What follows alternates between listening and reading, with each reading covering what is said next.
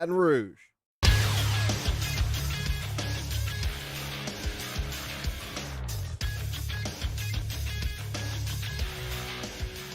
Good morning. It's 7 a.m. on Tuesday, October 20th. Today in Baton Rouge, expect to see sunny skies with a high of 88. Coming up today on Off the Bench, presented by All-Star Toyota, LSU head football coach Ed Orgeron joins us at 7:30. Derek Stingley Sr. stops by at 8 a.m. Nick Underhill is talking Saints at 8:30. That's presented by former LSU Tiger and current attorney Chris Perrette. The Athletics' Brody Miller joins the show at 9 and Andy Staples at 9:30. We also have our OTB mailbag today. Get your questions in, tweet them, or ask them in the Bayou Ford YouTube chat using the hashtag OTB mailbag. We'll get those answered at 8:15. And make sure you're following the show today on Twitter or Instagram at OTB_ESPN. Watch us live at the 104.5 ESPN YouTube channel. Subscribe to the Off the Bench and Off the Bench Overtime YouTube channels. Set notifications. New content posted daily. Hour number 1 of OTB starts right now.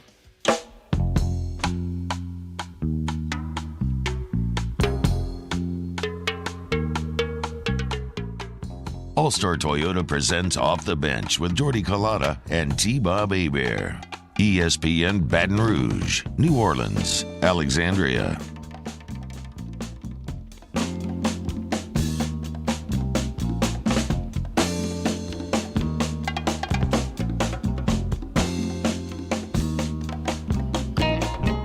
Over that off the bench, 104.5 ESPN Baton Rouge, 100.3 ESPN Radio in New Orleans, 94.7 ESPN Alexandria. Online at 104.5ESPN.com. Good Tuesday morning to you. Jordy Collada, T-Bob Hebert, Matthew Musso, Danny Cardenas here with you until 10 a.m. this morning. Jam-packed here on this Tuesday. Derek Stingley Sr. compliments the City Cafe. He'll be here in an hour. Talk New Orleans Saints with Nick Underhill. Status of Mike Thomas. We'll talk to Underhill about it. As always, we talk Saints with Nick. Compliments of former LSU Tiger and current attorney Chris Perrette. Ed Orgeron, LSU head football coach, coming up here in 30 minutes. Got a question for the coach? Hop inside the Bayou Ford chat app. Hashtag AskCoachO. 8:15 this morning, we're answering your mailbag questions. Big story over at The Athletic yesterday as Brody Miller chased down Owen Brennan, who is the father of Miles Brennan. Gave some clarity on the status of Brennan and just what happened in Missouri. A great read over at The Athletic. Miller will be here at 9 a.m. this morning. More college football discussion at 9:30 with Andy Staples from The Athletic. Huge night for Clyde Edwards-Helaire on Monday Night Football. Get you some stats coming up here.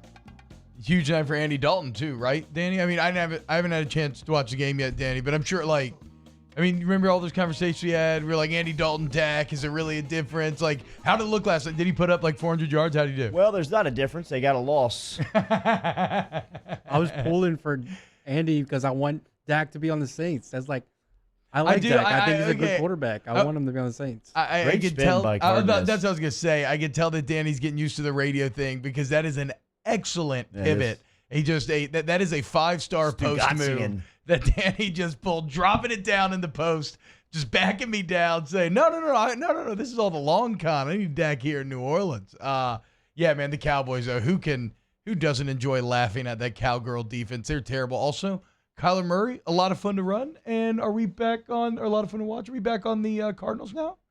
I know everybody kind of hopped off after they fell to 2-2, but now they're back to 4-2. Quick. Wasn't necessarily off. Cardinals look quick. Why does Kyler Murray look so much quicker than everybody? Is it because he's so short so his legs have to patter so fast? Christian Kirk can fly too. Yeah, that's fair. Headlines here on Off the Bench. Here they are on this Tuesday, October 20th, presented by Barbecue Guys.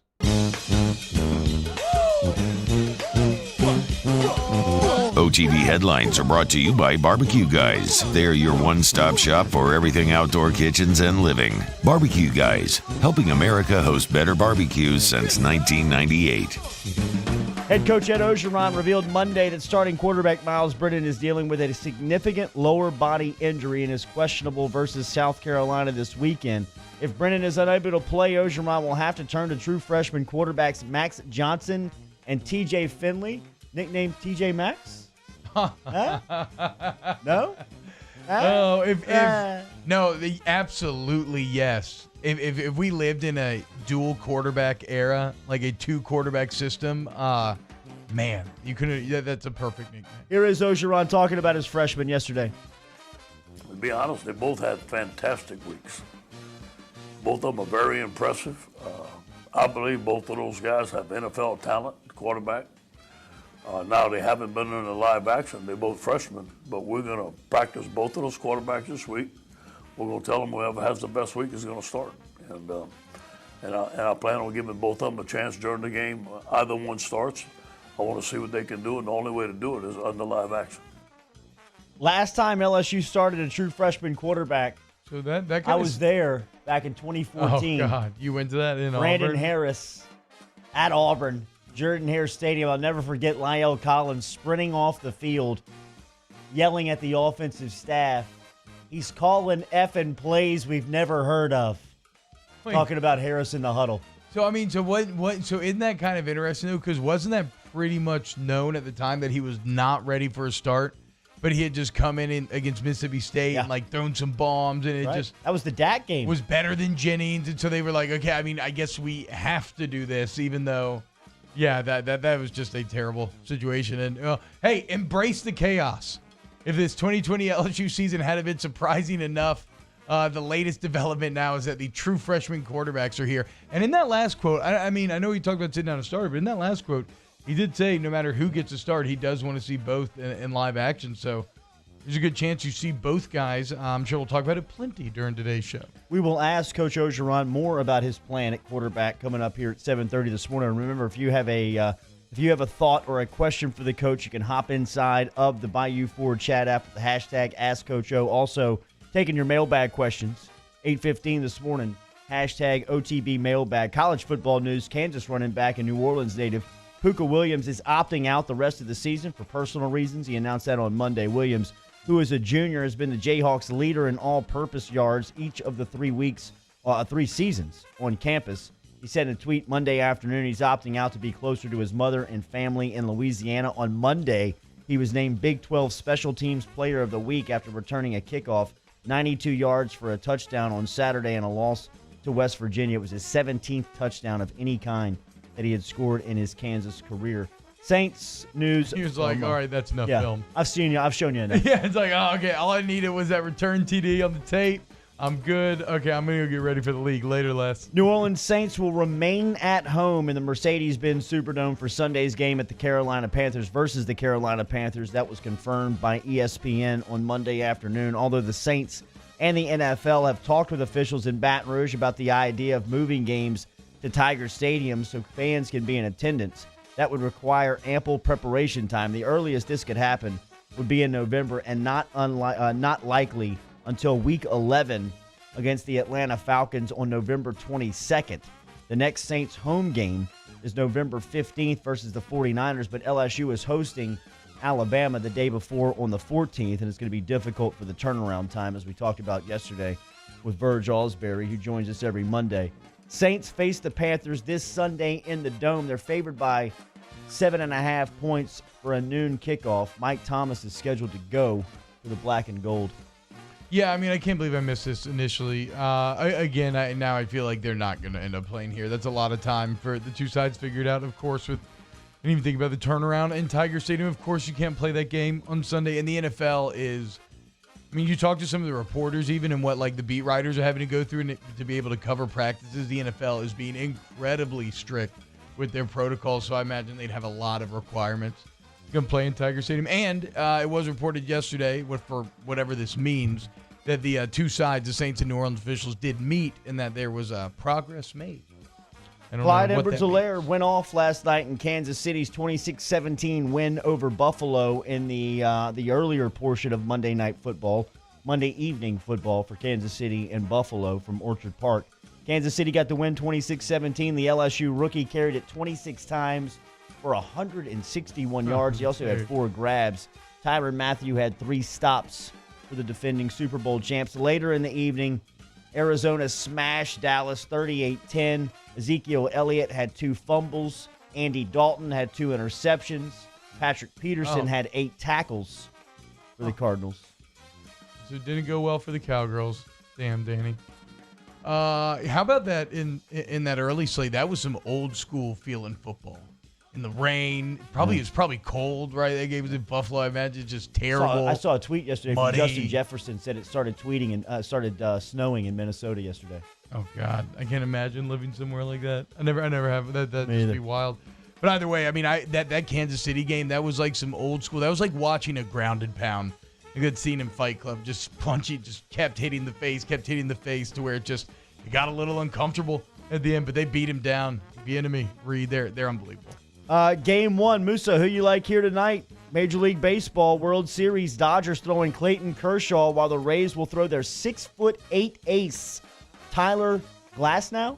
Glasnow, yes, a great pitching matchup. I mean, playoff Kershaw. I mean, if you pull him after five, chances are you're going to have the lead. If you leave him in for that 6th, chances are you might lose the game. Is it is it also like in game 1s that he's Dodgers bad? Favorite it's here. not Dodgers favorite. It's not just like bigger games later in the series. He struggles. It's just playoff Kershaw. Give me the Rays tonight. Give me the Dodgers overall, though. All right. With the Rays. Those are your headlines. What's trending here on Off the Bench? Remember, Ed Ogeron coming up here at 7:30 this morning. You got a question for the head coach. Jump inside the Bayou Ford chat app. Also, we're going to talk to Nick Underhill about the Saints. 8:30 this morning. Come back with us. Daily, we're powered by All-Star Toyota. OTB headlines are presented daily by Barbecue Guys. Remember, the most popular grill on the market is Blaze Grills. Blaze Grills is headquartered in Baton Rouge. Shop on the web at barbecueguys.com. Off the Bench with Jordy Culotta and T-Bob Hebert. ESPN Baton Rouge, New Orleans, Alexandria. Daily brought to you by Coy's Diesel. Remember, over at Coy's Diesel, no matter if you drive a Chevy, GMC, Duramax, Dodge, or Ford Power Stroke, they can get you up and operating today. If you need service, you can get online at coysdiesel.com, and they can get you in for service this morning. If you need service on the side of the road, if you're broke down on the side of the road, they offer 24-hour roadside assistance over there at Coy's Diesel. Remember, all you got to do is log online to coysdiesel.com if you drive a light, medium, or heavy-duty diesel truck, and get Coy and the crew over and get it up and operating today. coysdiesel.com. Yeah, Coy is spelled C-O-I, so Coy's, C-O-I-S, diesel.com. You got a Duramax coming to Power Stroke. It doesn't matter. Right when you come to the site, you can shop by vehicle, year, make, model, drop-down menus, find the parts that you need. You need to schedule service. You need financing. You want to upgrade, right? You want a new exhaust. You want to put NOS in your diesel because you're a madman. Coy's can actually do that. And again, 24/7 emergency roadside assistance. Go to coysdiesel.com today. Saints coverage, Chiefs, Cowboys, Thursday night, Sunday night, and Monday Night Football. From the opening kickoff to the playoffs and the Super Bowl, the NFL lives on 104.5 ESPN Baton Rouge. Gulf Coast Bank and Trust is a local bank with a straightforward philosophy. It's about doing the right thing for our customers. Participating in our community with annual local fundraisers. Offering individual attention in a modern banking atmosphere with a trusted local company. Gulf Coast Bank invested in technology with a local touch, giving our customers the power to bank anywhere, anytime. We're building relationships through personal service as the bank that cares about you. Gulf Coast Bank and Trust, the bank that cares about you. At All-Star Toyota, you get it all. If you're in the market for an all-new Toyota vehicle, come see our friendly and knowledgeable sales team at All-Star Toyota. Located in Baton Rouge at the corner of Airline and Goodwood, we've been serving our community since 2005 by offering a large selection of new Toyota cars, trucks, and SUVs. Get behind the wheel of your dream car and take a test drive at All-Star Toyota today. Are you a licensed contractor? There's lots of good contractors in Louisiana doing work the right way, but unfortunately, too many unlicensed contractors are working outside the licensing requirements. Working as a contractor in Louisiana requires a license for the company doing the work. The Louisiana State Licensing Board for Contractors wants to help you get licensed to allow you to conduct work legally. It's not difficult to get the license. We can help you. Go to lacontractor.org for more information. Licensed contractors, it's the law. Gulf Coast Office Products is a nationally recognized Savin office equipment dealer based right here in Louisiana. Over 100 employees strong, Gulf Coast has the boots on the ground to support all vertical markets from education, engineering, legal, and finance. With the latest in office technology from desktop to production segment units, Gulf Coast and Savin have the perfect fit for you. Call 225-756-2644. That's 756-2644 for Gulf Coast Office Products. I've been doing business with Luba for 25 years. They're dependable, trustworthy. It's just the attention to detail with our clients. Our folks have years and years of experience. They're highly trained professionals, but many companies have that asset. What I'd like to think makes Luba a bit different is that we use those talents in a way that truly is dedicated to serving the needs of the folks who depend on us. Oh, hey, what's up? It's Big V and Bubba, 100.7 The Tiger Morning Show. We'd love for you to join us every weekday, 4 a.m. till 9 a.m. Yeah, everything you want in a show. Country music. We got laughs. We got celebrity in-studio guests. We just need you. Join us every weekday morning, 4 a.m. to 9 a.m., right where it all started. That's right. Louisiana's country station, 100.7 The Tiger.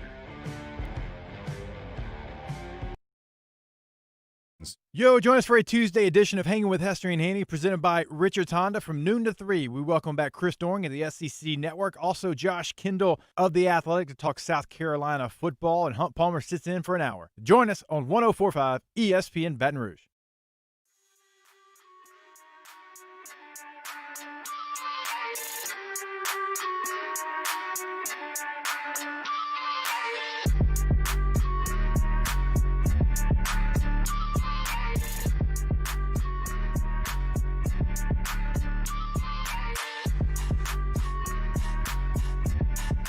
All-Star Toyota presents Off the Bench with Jordy Collada and T-Bob Hebert. ESPN Baton Rouge, New Orleans, Alexandria. All right, stick around. Coach Orgeron coming up here in a couple of minutes on Off the Bench. We'll talk to the LSU head football coach about what last week was like, having a game on the books and then scheduled in the middle and then canceled in the middle of the week, and what his plans are at quarterback and what he's looking for this week in naming a starter, with the quarterback position being up in the air with Miles Brennan being injured. In fact, yesterday we learned a lot more about that injury over at The Athletic as Brody Miller, who's going to stop by here at 9 a.m. this morning, caught up with Owen Brennan, who is the father of Miles, and Owen gave some insight into this injury that Brennan is dealing with.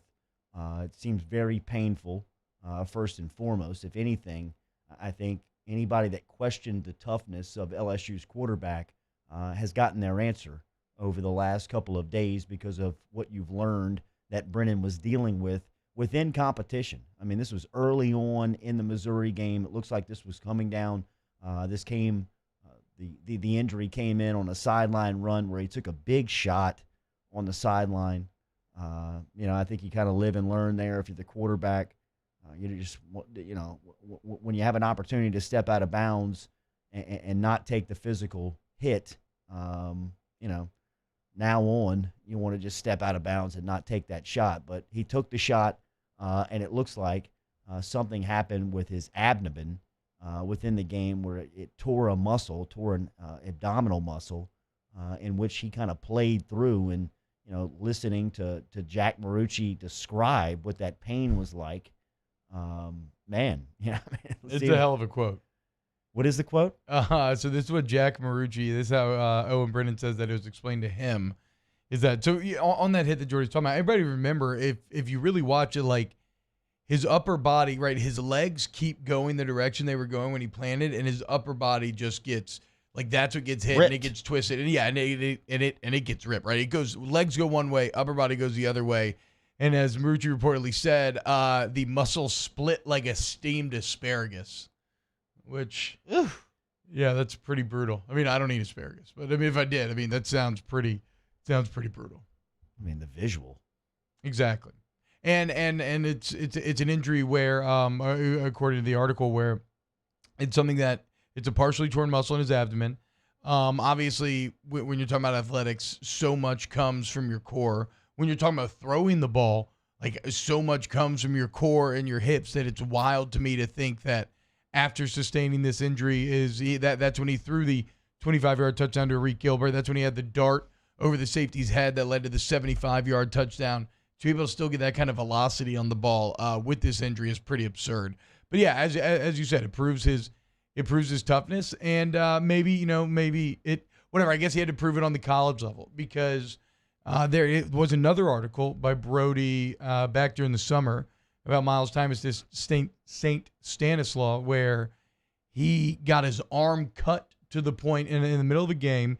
He got his arm sliced open, his throwing arm, to the point where it they said that you could see the bone, and that when he would move his fingers, you could actually see like the musculature and like stuff moving. And that coach was telling him, look, you got to get out of the game. You got to go to the hospital immediately. And then Miles kind of gave him this look like, no way. And so they taped him up. Then he goes and throws a touchdown. Is this 1950? And then at the end of the game, he throws the game-winning touchdown as time is expiring, gets hit in that arm, blood starts squirting out of the tape, and he immediately has to go to the hospital. Like he throws the game-winning touchdown, kind of like fist pumps, like, yeah, and then like gets in the car and goes to the hospital to get his arm sewn up. So that was already out there, right? But it's like, this article's full of it. Like, it's like Colby Brunet, his former LSU receiver, says, right? I mean, just read it. Colby Brunet tells The Athletic, it's easy to look at Brennan and see the blonde-haired golden boy, a great-grandson of the famous Brennan restaurant family in New Orleans. It's easy to assume he's pampered, but those close to him are adamant he's tough as nails, with former LSU receiver Colby Brunet saying, he's a dog. Yeah. That's a great quote. I mean, and that's I think one of your peers. It's a teammate. You know what I mean? That's somebody telling you, somebody that's been standing alongside him, giving you his honest assessment of him as a teammate. I think that's a hell of a compliment from Brunet. And you got respect for the guys that are out there playing hurt for the team, because they know that the team needs it. I mean, it could have been even more disastrous against Mizzou had he had to sit. Now, what it means for this weekend is unclear. If I had to guess, it didn't sound like he will be ready. This is an injury that'll take time to heal, but it's like they can't get it fully healed, right? So it's almost this weird thing where they have to rest until it is healed enough, and then that toughness is just going to be called upon week in and week out, where if he is going to play with this, which a lot of people, when I talk to a man about this, he thinks it's crazy, like how tough this would be to be able to play on this for an extended amount of time. But if he's going to do, that's what it's going to be. It's not going to be fully healed. It's just going to be, can you deal with that pain, and can you still deliver the throws that you need to? Go Roof brings you OTB Daily here. Remember, online at GEAUXroof.com. Call today for a professional estimate at 927-8300. Whether you need residential, commercial, or a repair on the roof, Go Roof can get you taken care of today. 927-8300. Yeah. So So we have a pretty good idea now of where Brennan stands exactly. Not exactly, right? We don't know if he's going to play this weekend, but let's move to now what happens on Saturday, because let's say Brennan does not play. You're now looking at two true freshman quarterbacks that'll be taking snaps. As we said, I think if you're an LSU fan, if you haven't fully adjusted your expectations yet, I think now is definitely the time. Embrace the chaos, right? I mean, let's have a little bit of fun with it, see what works, see what doesn't. I wouldn't enter any game with expectations at this point, but that's a matter of perspective, right? Because on one hand, it wouldn't be as surprising to lose to South Carolina, and so it probably wouldn't hurt as much. But then if you win, it feels a lot better now than it would have, right? So there's a little juice back there, right? If you want to stay positive on it, there's some things to be had, but who do you think easiest thing to do is check out emotionally. Exactly. Just check out emotionally. Don't get invested in it. For as much as you were invested in 2019, get your cash out of the bank in 2020 and just watch from the sideline and wait on 2021. Don't let any outcome affect your weekend, your day, your mood, whatever the week's going to look like. Don't let it rest on the win and loss column of LSU football, because this year could be tragic for you if you do. It's a COVID year, 2020 asterisk. There's a lot. Couple of true freshman quarterbacks. Yeah, dude, there's a lot of stuff going on. So that's the kind of thing. It is adjust your expectations time.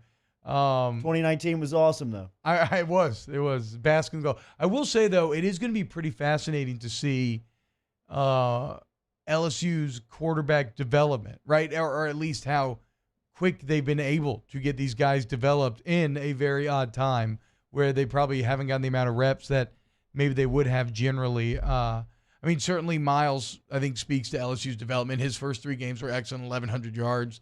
Was it 11 touchdowns, 3 picks? I think it was by the end or by the time he got hurt. So I'm how ready are these freshman guys to actually operate that huddle, to be able to call a game, make decisions? Do you have an idea of who you think will take those first reps on Saturday?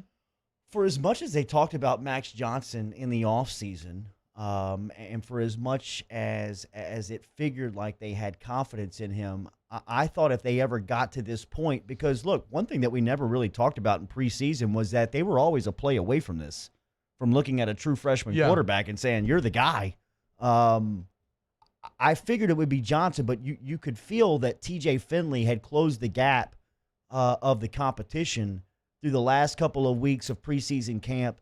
And then, you just hear coaches talk about how strong his arm is and the way that this offense flows.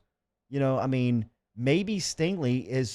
maybe Finley is the guy that you put back there and you just say, let it fly, bro. Yeah. You know what I mean? Like, just catch that thing, take 3 steps, and just show off that big arm. You got all these wide receivers with speed. They catch the football, throw it up, let them go make a play. What I'm more anxious to see is what's the play calling going to be around both these guys, because the identity of the LSU offense has been more concerning for me than anything on that side. Like, who are you? What are you going to be? And Miles has been great. They've thrown the ball fantastic. Terrace Marshall's been one of the best wide receivers, but they haven't been able to run the ball. Yeah, so I feel like the basic logic there is that we just assume that they just have to go, be like, guys, we have to make the running game work. There's just no other way about it. Like, we have got to take pressure off of these guys. Not even like not even fully just from not asking them to make as many decisions when the ball is snapped, but again, even down to little things like operating a huddle and relaying a play call. Run plays are just going to be easier in that regard for them. So, yeah, this is I think that this is going to test these offensive coaches greatly, because this is a situation where you have to kind of, I think, come up with a very narrow vertical slice of the playbook for these guys to focus on. I don't think you customize plans to each one. Maybe you do. I mean, I think that Max Johnson's a little more athletic, right? A little faster. And you mentioned, obviously, TJ Finley's got the bigger arm. But, yeah, I think I would give them very vertical slices of the playbook and some core things to focus on, and then just hope that you can call a game that they can understand and relay within those parameters. Yeah, we'll talk to Coach Ed Orgeron next here on Off the Bench. We'll get an idea from the head coach's seat on what his expectation is for Saturday from the quarterback position. Remember, we'll have any questions that you may have with the hashtag AskCoachO inside of the Bayou Ford chat app. Your mailbag questions at 8:15. Get your mailbag questions in so we can get them answered at the second segment of the 8 o'clock hour. All-Star Toyota driving us through here on Off the Bench. Off the Bench with Kalata and T-Bob. Daily brought to you by All-Star Toyota. Remember, online at allstartoyotaofbatonrouge.com. If you're looking for a brand new selection of cars, get over to All-Star Toyota, conveniently located on the corner of Goodwood and Airline, where they've been since 2005. You can stop in today and shop the inventory face-to-face with Aaron Piku and his great sales team, or you can shop it online at allstartoyotaofbatonrouge.com. If you're in the market for a pre-owned and certified model, if you're looking for pre-owned inventory, great selection, over 90 to choose from over there at allstartoyotaofbatonrouge.com. allstartoyotaofbatonrouge.com, allstartoyotaofbatonrouge.com. You're talking about pre-owned. How about those Toyota certified used vehicles where you get things like a warranty, stuff that you normally only get with a new car purchase. If you want to lease, they can guide you through that process as well. I always get my minivan from there. Fellas, don't be scared. The Sienna is great. It really is. It's awesome. Go to All-Star Toyota. Check it out for yourself. allstartoyotaofbatonrouge.com. In times of need, get a full list of phone numbers, websites, and other important emergency information on the Demco Stormwatch page at 1045ESPN.com. At All-Star Toyota, you get it all. If you're in the market for an all-new Toyota vehicle, come see our friendly and knowledgeable sales team at All-Star Toyota. Located in Baton Rouge at the corner of Airline and Goodwood, We've been serving our community since 2005 by offering a large selection of new Toyota cars, trucks, and SUVs. Get behind the wheel of your dream car and take a test drive at All Star Toyota today. Gulf Coast Bank and Trust is a local bank with a straightforward philosophy. It's about doing the right thing for our customers. Participating in our community with annual local fundraisers, offering individual attention in a modern banking atmosphere with a trusted local company. Gulf Coast Bank invested in technology with a local touch, giving our customers the power to bank anywhere, anytime. We're building relationships through personal service as a bank that cares about you. Gulf Coast Bank and Trust, the bank that cares about you. This is a house call. This is a follow-up appointment. This is a diabetes checkup. This isn't just more convenient care, it's more advanced care. This is innovating healthcare at Louisiana's #1 hospital, Ochsner. ServiceMaster Elite create clean, disinfected work environments. As a local business, we take pride in serving the New Orleans and Baton Rouge areas. Our cleaning protocols follow CDC and OSHA standards for healthcare settings, offices, senior living, restaurants, and industrial plants. Contact ServiceMaster Elite to get your operation ready for reopening with germ disinfection cleaning. ServiceMaster Elite, the trusted choice in professional cleaning since 1996. To all of our heroes working on the front lines of this COVID-19 pandemic, your bravery and selflessness represent the very best of us, and we want to say thank you. I'm asking everyone around the state to join me in celebrating the heroism of our healthcare professionals on the 19th of every month at 1900 hours, that's 7 p.m. Write a note of appreciation, make plans to donate to charitable organizations, or say a prayer. To learn more, visit 19thanks.org. Thank you, and God bless. T-Bob Hebert here with breaking news. Front to Back Boat Services is the shop to upgrade your boat tech this fall. With not one but two NMEA certified techs, who better to install your Panoptic sonar, your HD displays. You want to see the fish under the water before you even cast? They have that. Trolling motor you could control with your iPhone? They have that. So what are you waiting for? Get into Front to Back Boat Services right now. Upgrade your boat tech. Make your boating dreams come true. Front to Back Boat Services. Hey, it's Matt Moscona inviting you to join us for Tuesday's AFR, presented by Insurance Network of Louisiana. Larry Holder joins us to talk Saints. Rohan Davey talks Tigers, and we'll preview Game 1 of the World Series. Join us 3 to 6, 104.5 ESPN Baton Rouge.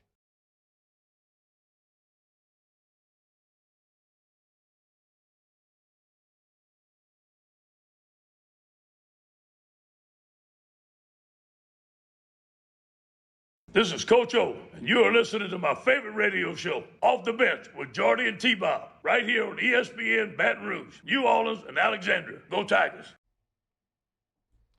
All right, every Tuesday right here on Off the Bench, ESPN Baton Rouge, New Orleans, and Alexandria, we catch up with the LSU head football coach, Ed Orgeron, as he is getting prepared for South Carolina. The Gamecocks pull into Baton Rouge for a 6 o'clock kickoff in Tiger Stadium this week that you can catch on Eagle 98.1. Good morning, Coach. How are you?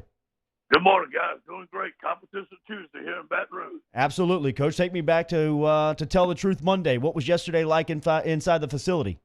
No, it was great. You know, we talked about what we did last week, the things that we improved on, and the thing that we continue to improve on this week. Talked to the team about, Miles perhaps not playing. We're not sure yet. He's going to be questionable. Told TJ and Max that we believe in him. And then we're going to have a competition this week and decide who's going to be the starter, and more likely going to play both of them. Coach, if Miles cannot go, how will you decide on a starter? What are you looking for this week? We're looking for consistency. We're looking for the ability to run the offense. We had a 2-minute drill yesterday. Both of them did very well. Today we have first down, and then tomorrow is going to be a big day of third down. There'll be a lot of passes. So we're going to grade them, and the one that grades best, we're going to start. Coach, for those that maybe don't know a lot about these kids who never seen them or kind of don't know their skill set or physical appearance, like what does each bring to the table in terms of what they can do? Yeah, TJ, TJ's tall. TJ is 6'6". He lost some weight. He's in good shape. He's worked very hard. to learn the offense. They both know the offense very well. We charted drop balls in camp. TJ's balls were the least dropped by the receivers because he's so tall. He has a great back shoulder route. He has a great cannon. Max Johnson is very elusive, great runner, dual threat quarterback, can also throw the ball. He's a lefty. I think both of these guys end up being NFL quarterbacks. Coach, what does it mean, this game this weekend? What does it mean to you to have a chance to kind of go back out there and kind of wash away that bad taste after 2 weeks of having to hear it? Can't wait. We need it, Bob. And I need our fans, man. 25,000 strong. I can't wait. And they got to be loud and proud. South Carolina's a tough, gritty team. They've had 2 big wins. I'm watching them right now on tape. Very good football team. We're going to have to play our best.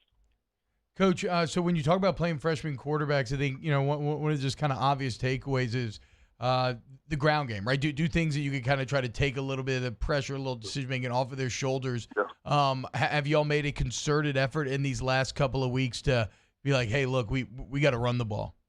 No question, man. And even before that happened, we got to run the ball. We got to run the ball better on first down, getting to 2nd and 6, 2nd and medium, manageable downs for 3rd down. But you know what? Look, man, the offense has scored 41 points. You should win a game when you score 41 points. Although I'm very disappointed at what happened on the goal line, and we got that fixed this week. Yeah, and you scored 41, and it seems kind of crazy, Coach, looking back now, knowing what Miles was dealing with for 3/4 of that game. Did y'all know what he was pushing through at the time during the game? Not exactly. I knew he was hurt. I knew he took a big hit, but Jack told me after the game. Jack knew. He didn't tell me the severity. He said Miles is gonna go. He's in pain, and you got to give him the credit. He played the whole second half with it. 3/4 with that injury and didn't come out. And so going forward, is that just something that, like y'all said, he's just when his body's right enough, he's just gonna have to deal with it? Yeah, I think so. We thought that he was going to heal a lot faster. I thought he was going to be back Monday, but it's a little bit more serious than we originally thought. So it's about getting Miles healthy, and we're not going to put him in unless he's ready. And Coach, you said something at the press conference yesterday that I really found interesting. That I would love for you to expound on if you can, which is you talked about how you kind of took the team's side. You said, look, we'll get it fixed. We'll get it fixed on our side. I just need y'all to stay together. What do you mean when you tell the team that? Well, when adversity hits, everybody wants to point the finger, and everybody wants to, pain wants to see God. So put it on me. And that's what a leader does. And I said, hey, we're going to get it fixed. I'll put it on the coaching staff, to coach these guys better, put them in better position. But actually, guys, you got to stay together. You've been in that locker room before. Yeah. And when adversity hits, things go sour a little bit. We need leadership. We need to stay together. And for the most part, I think our guys have done that. Coach, so we talked about looking forward to the game this weekend. You'll get South Carolina. They've had a bit of an up-and-down season themselves. What have y'all seen out of South Carolina on tape? Yeah, well, very gritty team. Shi Smith is an excellent receiver. The running back is tough. I like the quarterback because he came from Bobo's system in Colorado State. He knows where to go with the ball. He's very efficient. I like their defensive line. I think they're very active. They're just playing good football right now. Coach, you've played a lot of young guys over the past couple of weeks. With the week off last week, did you have a chance to evaluate some of their play, and what's your thoughts of them moving forward? Yeah, I really like Jaquilin Roy. Really like what he's doing. I really like what B.J. Ujulari's doing. I think those guys are going to be fantastic players for us sometime this year, and they're playing good right now. Another young guy that's coming along is Josh White. I think that you're going to see him get some reps at linebacker. Elias Ricks is starting, all the things with Elias, he's a young player. As a freshman, he had those critical busts, but as soon as he gets the mental part down, I think he's going to be one excellent football player. You mentioned wanting to simplify, and that being your goal before you get on the field on Saturday. Have you been able to accomplish that without giving us the X and O's to it? Have you been able to get to a more simpler place for your defense? Sure, that's been a concerted effort, I promise you. Bo and I had a meeting. We're going to simplify and put less checks out there and less confusion and do what our guys can do. I told him, let's just do what our players can do. And I think he's done a fantastic job. He's busted his tail all week trying to get this thing better. So what's the plan for competition Tuesday today? What's going on in the practice field? We're going to get after it. 9-on-7. Now, we took bump combo out on 1-on-1 because that's part of the season. But we got 9-on-7. We got a service period for about 20 minutes. We got some 1-on-1s with the wide receivers, and then we got teams. So it's going to be a great day. Coach, real quick, take me back to last week. There's a lot of pressure that you guys put on game week on getting prepared. What was it like having one on the books and then learning that one was postponed and taken away from you?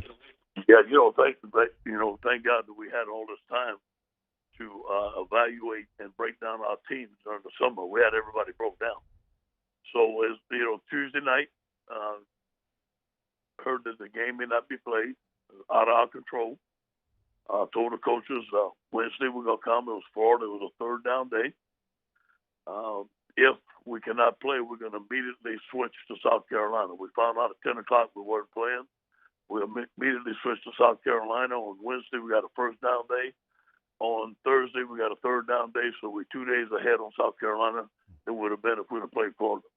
And this is with the freshman quarterbacks getting those reps and getting ready for that game. That's right. And they got the reps all week, and they did very well. Coach, have a good week of preparation as you get prepared for Saturday night. We'll see you inside Tiger Stadium. Hey, look forward to seeing 25,000 screaming Tiger fans. Come on out there. We need you guys. Go Tigers. Yes, sir. There he is, Coach Ed Orgeron checking in from LSU football this morning as the Tigers take on South Carolina this weekend in Tiger Stadium. There you hear the head football coach urging your support to get out there. If you're a part of that 25,000, they'll need you inside Tiger Stadium come Saturday night. We'll be back and close that hour number 1. Off the Bench with Kalata and T-Bob. Brought to you daily by Lanois Insurance Agency, LANOIX Agency.com. Remember, you can get in touch with the Lanois at 749-5640 or online at LANOIX Agency.com. They're over there today taking your calls and getting you set up. Give you a free quote this morning on auto insurance, business insurance, flood insurance. You need home insurance. These are firsthand testimonies from Off the Bench and T-Bob and I. LANOIX Agency.com. LanoisAgency.com, LanoisAgency.com for, like you Jordy said, you can bundle your home and your auto, your small business owner. They got your back. Give them a flood from there. I'm not taking the flood zone, but, you still want that peace of mind, max coverage at a great rate. Lanois can do that for you or not, right? It's up to you. You customize the policy to match your specific wants and needs. And they're always finding ways to try to save you money while giving you that protection. And you don't have to seek that out. They just do that without you lifting a finger. So if you don't have that, get that. At least have the conversation, right? Go to LanoisAgency.com, LanoisAgency.com. Off the Bench, hanging with Esther and Hanny. After further review and more are all live daily on the 104.5 ESPN Baton Rouge YouTube channel. Subscribe now to interact with us inside the live chat driven by Bayou Ford. Gulf Coast Office Products is a nationally recognized Savin office equipment dealer based right here in Louisiana. Over 100 employees strong, Gulf Coast has the boots on the ground to support all vertical markets from education, engineering, legal, and finance. With the latest in office technology from desktop to production segment units, Gulf Coast and Savin have the perfect fit for you. Call 225-756-2644. That's 756-2644 for Gulf Coast Office Products. During times of trouble, hope keeps us calm, and courage keeps us strong. Here in Louisiana, we know this better than most. After all, we've faced hardship, but hurricanes and floods never washed away what makes us strong. It's our culture, the spirit of resilience that says rise and rise up again. We'll make it through the tough times, we always do. And Blue Cross will always be here to support you. This isn't just another day. It's so much more. Kelly's life was put on hold when her Auctioner primary care doctor discovered a rare blood disorder. Her doctor connected her to an Auctioner care team of cancer, heart, and kidney specialists. With multiple primary care locations around Baton Rouge, same-day appointments, and online scheduling, we're relentless about keeping you healthy. Auctioner Baton Rouge, innovating healthcare for Kelly. Gulf Coast Bank and Trust is a local bank with a straightforward philosophy. It's about doing the right thing for our customers. Participating in our community with annual local fundraisers, offering individual attention in a modern banking atmosphere with a trusted local company. Gulf Coast Bank invested in technology with a local touch, giving our customers the power to bank anywhere, anytime. We're building relationships through personal service as the bank that cares about you. Gulf Coast Bank and Trust, the bank that cares about you. Are you a licensed contractor? There's lots of good contractors in Louisiana doing work the right way, but unfortunately, too many unlicensed contractors are working outside the licensing requirements. Working as a contractor in Louisiana requires a license for the company doing the work. The Louisiana State Licensing Board for Contractors wants to help you get licensed to allow you to conduct work legally. It's not difficult to get the license. We can help you. Go to lacontractor.org for more information. Licensed contractors, it's the law. At All Star Toyota, you get it all. If you're in the market for an all-new Toyota vehicle, come see our friendly and knowledgeable sales team at All Star Toyota. Located in Baton Rouge at the corner of Airline and Goodwood, we've been serving our community since 2005 by offering a large selection of new Toyota cars, trucks, and SUVs. Get behind the wheel of your dream car and take a test drive at All Star Toyota today. Yo, join us for a Tuesday edition of Hanging with Hester and Haney, presented by Richards Honda from noon to 3. We welcome back Chris Doring of the SEC Network, also Josh Kendall of The Athletic to talk South Carolina football, and Hunt Palmer sits in for an hour. Join us on 104.5 ESPN Baton Rouge.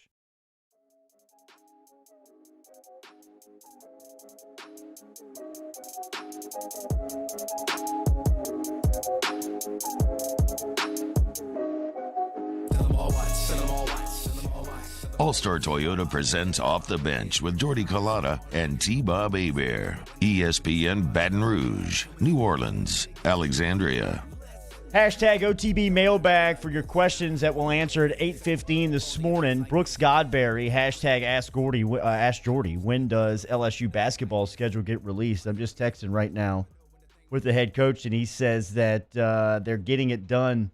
They're still working on it. Hopefully this week or early next week, they will have the schedule released, as it's tough scheduling in COVID and during these times of college basketball uncertainty. So they're not. It's not like conference only in basketball or anything like that. No, they're going to play. I think they're going to play a bubble.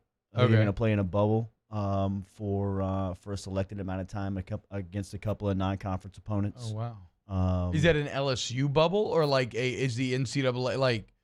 Are they putting this together with those schools, or is this the NCAA putting these bubbles together for schools around the country? I can't answer that, but I want to say that their bubble is in like Nebraska. Oh wow! You know, so like it's journey to the Midwest to just go play basketball all day. I mean that sounds like a basketball movie. You learn anything from Ogeron? It does sound like okay. So I feel like during the offseason, Jordy, that just through talking to people, there had been this accepted idea that Max Johnson was going to be the guaranteed backup. Me too.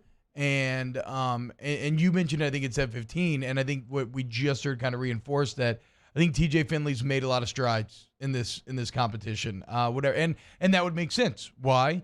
Because over the summer, what are we dealing with? We're dealing with information that came from very small sample sizes. I mean, both these guys are spring enrollees, correct? Correct. So how many spring practices did they have before everything got shut down? 3. So, I mean, so that is like the conversations that we were having this summer were based upon that small window of information. So, of course, now after multiple weeks of camp and multiple weeks of the season even now, of course there's been movement in that regard, and that's ultimately where you earn your playing time. So it sounds like Finley's done better. It truly, I thought this was lip service, but the closer we get to the game, and again, with him saying that he expects both will play this Saturday. Yeah. It truly sounds like these two are pretty close, and I kind of like how they're approaching it. Like the deciding factor is going to be, okay, who can handle the live reps the best? It still sounds like both are going to play, though. Yes, yeah, that's what I'm saying. Like no matter, and then that will be, so like whoever practices better, like you said, it sounds like it's going to be pretty mathematical for deciding the starter. But yeah, I think both will play. And then ultimately, whoever does better in those live reps, it sounds like is what they want to use as the ultimate deciding factor. Because I think what he's saying there is you can separate in practice, But at the same time, you can't put all your stock into practice, right? Like if it's close during practice, don't hold one guy out of the opportunity to do well in a live game just because he was a couple incompletions behind. Like if it's close enough, there's ample justification for giving them both the chance to either sink or swim on the stage. And I mean, make no mistake, that is like, it's got to be pretty intimidating to be in those kids, right? In those kids' minds right now. You're 18 years old, 19 years old, whatever you are. These are very complicated playbooks. Playing at this level of football is a huge jump up from high school. Practice even feels way faster, and the games is infinitely faster than that of practice. And so these guys are being called upon to rise to the occasion. And in that situation, all you can do is the best that you can do. And you see at times, like when you ask people to just do things that are just rise to the occasion, like sometimes extraordinary results are produced. Now, it's not likely maybe, but sometimes that happens. So I am fascinated to see how they handle what is just an incredibly tough ask.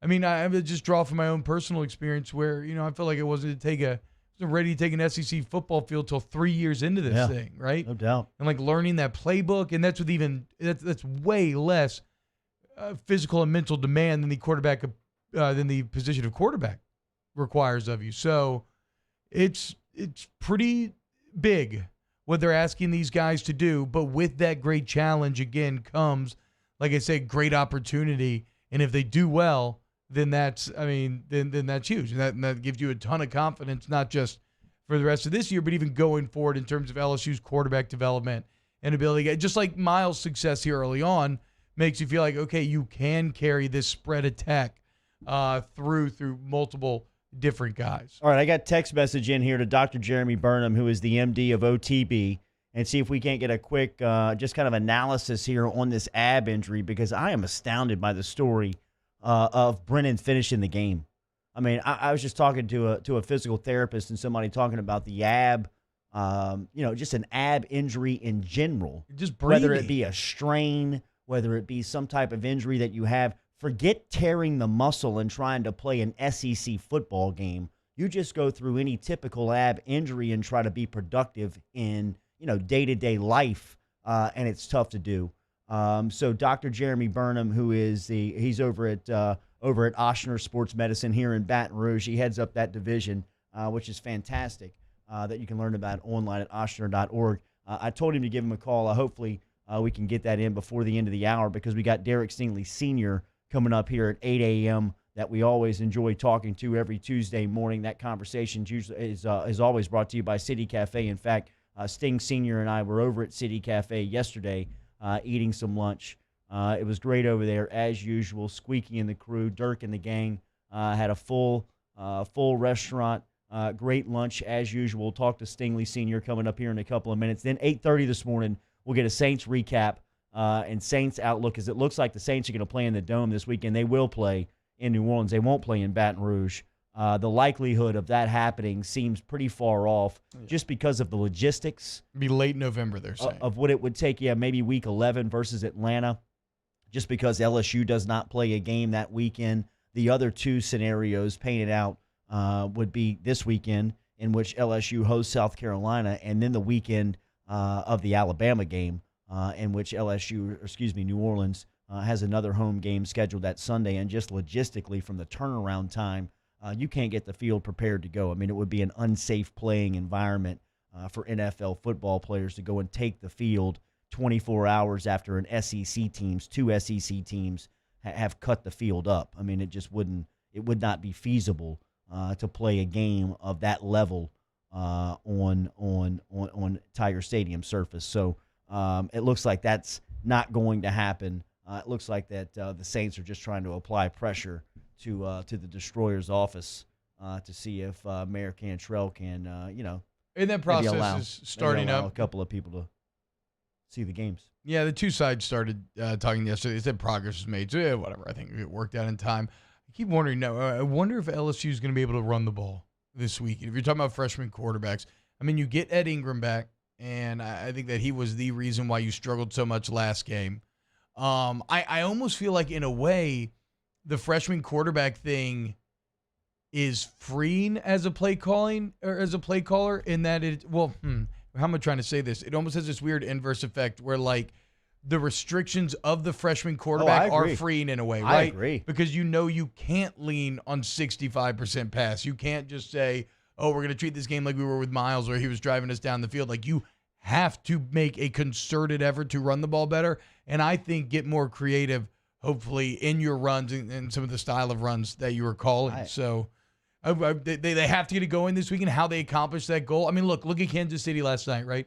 Bad weather game. Yep. They saw they had an advantage. They didn't want to air it out a lot, and they just pounded the Buffalo Bills into submission. I need LSU to have a similar approach this weekend. No, I agree with that wholeheartedly. I think that that personnel dictates mentality, right? I mean, it kind of puts you into a mindset as a play caller of you're either more limited come Saturday or you can expand a little bit. This scenario is going to, I think it's going to bring down the playbook a little bit just because you've got to take some pressure off of that position come Saturday. And hopefully this is John Emery's shot. Feed 4. If not now, when? Give him the rock. All of them. Hour 2 next. Off the Bench with Kalata and T-Bob. Daily brought to you by Secure Shredding and Recycling. Remember, online at secureshreddingandrecycling.com, your document destruction specialist. They are helping the Louisiana and the Gulf South region. You can book your shredding online if you'd like at secureshreddingandrecycling.com, where they are the premier provider of document destruction services. Doesn't matter if you're an individual, a business, a nonprofit organization, or even a government agency. Secure Shredding and Recycling can get you help today. Online, secureshreddingandrecycling.com. They got 10 trucks on the road, mobile shredding. You can drop off for your shredding, hard drive destruction, all offered at secureshreddingandrecycling.com. Yeah, mention Off the Bench. You want to get those hard drives destroyed for free. And then just look, like George said, they're your services business. They're there to serve you, the entire listening area, New Orleans, Baton Rouge, Alexandria. They can destroy on site with their trucks. They can bring it back to their facility. They have incredible equipment. They have drop-off points for you as well. SecureShreddingandRecycling.com, SecureShreddingandRecycling.com.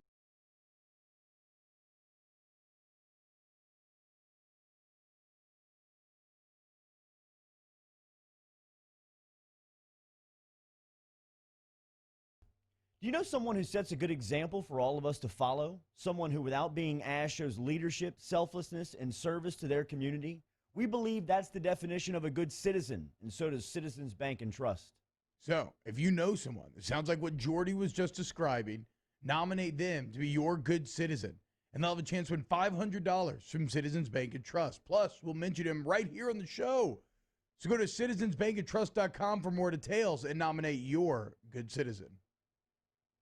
Gulf Coast Office Products is a nationally recognized Savin office equipment dealer based right here in Louisiana. Over 100 employees strong, Gulf Coast has the boots on the ground to support all vertical markets from education, engineering, legal, and finance. With the latest in office technology from desktop to production segment units, Gulf Coast and Savin have the perfect fit for you. Call 225-756-2644. That's 756-2644 for Gulf Coast Office Products.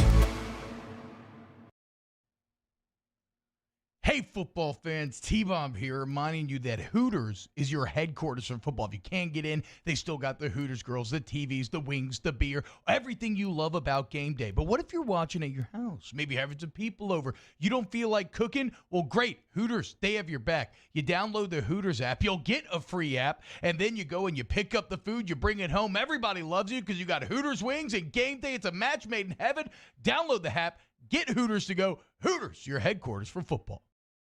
Gulf Coast Bank and Trust is a local bank with a straightforward philosophy. It's about doing the right thing for our customers. Participating in our community with annual local fundraisers. Offering individual attention in a modern banking atmosphere with a trusted local company. Gulf Coast Bank invested in technology with a local touch, giving our customers the power to bank anywhere, anytime. We're building relationships through personal service as a bank that cares about you. Gulf Coast Bank and Trust, the bank that cares about you.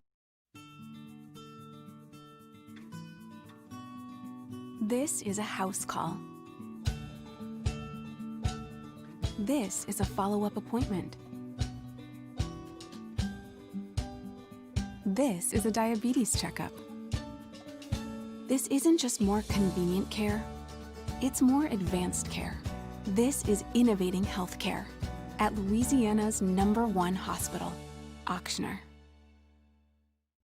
ServiceMaster Elite create clean, disinfected work environments. As a local business, we take pride in serving the New Orleans and Baton Rouge areas.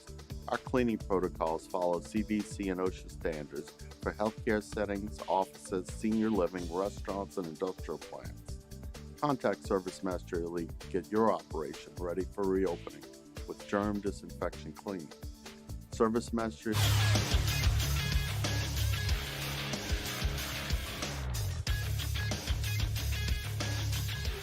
Good morning. It's 8 a.m. on Tuesday, October 20th. Today in Baton Rouge, expect to see sunny skies with a high of 88. Still to come here on Off the Bench, Derek Stingley Sr. joins the show next. Nick Underhill talks Saints at 8:30, presented by former LSU Tiger and current attorney Chris Perrette. The Athletics' Brody Miller stops by at 9 a.m. and Andy Staples will be here at 9:30. OTB Mailbag at 8:15. Get your questions in the Bayou Ford YouTube chat or tweet them at us.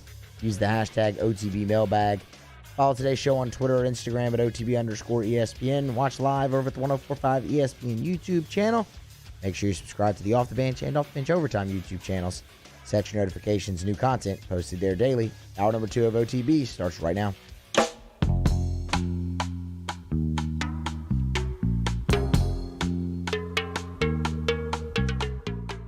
All-Star Toyota presents Off the Bench with Jordy Collada and T-Bob Hebert. ESPN Baton Rouge, New Orleans, Alexandria.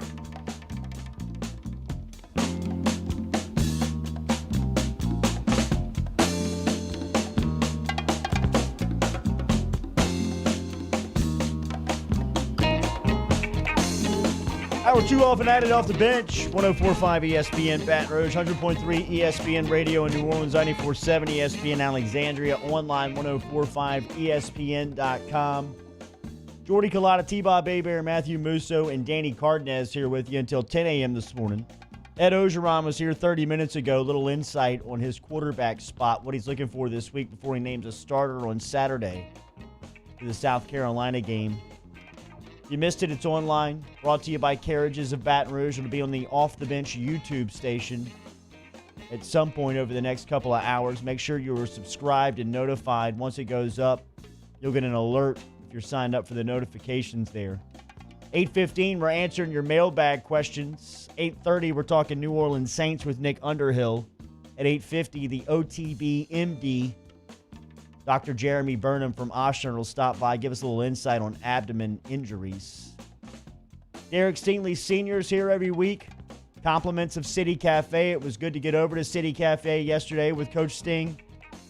As Coach Sting went in on some gumbo, I went in on the raw oysters, which were fantastic as usual. If you want to stop in and see City Cafe, you can. Ask them about their daily boiled shrimp over there. Great lunch specials, great dinner specials. Stop in and see Squeaky, Cody, Dirk, and the crew. Tell them you heard it here on Off the Bench. Coach, good morning. How are you? Hey, good morning. Hey, lunch was great yesterday. Always.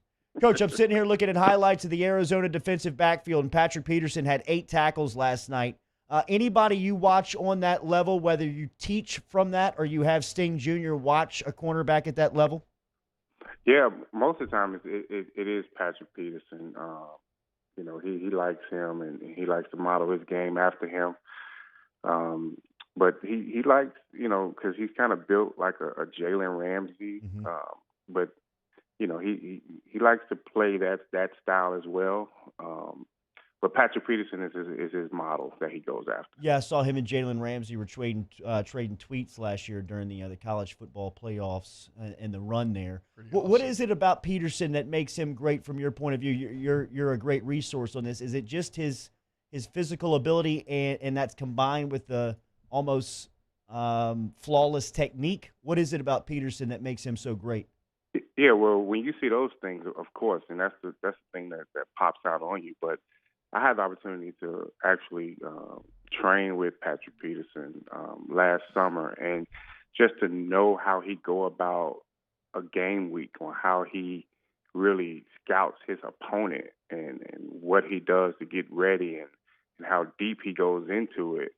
You know, that right there, you're winning. You know, knowing your opponent is half the battle. and he makes sure that he's good up on, you know, the top two receivers on each team, or if he has to follow someone, you know, he's gonna he tracks them all the way back to where, you know, college they went to, you know, were they receivers at one point? I mean, DBs at one point. Did they play any other sport?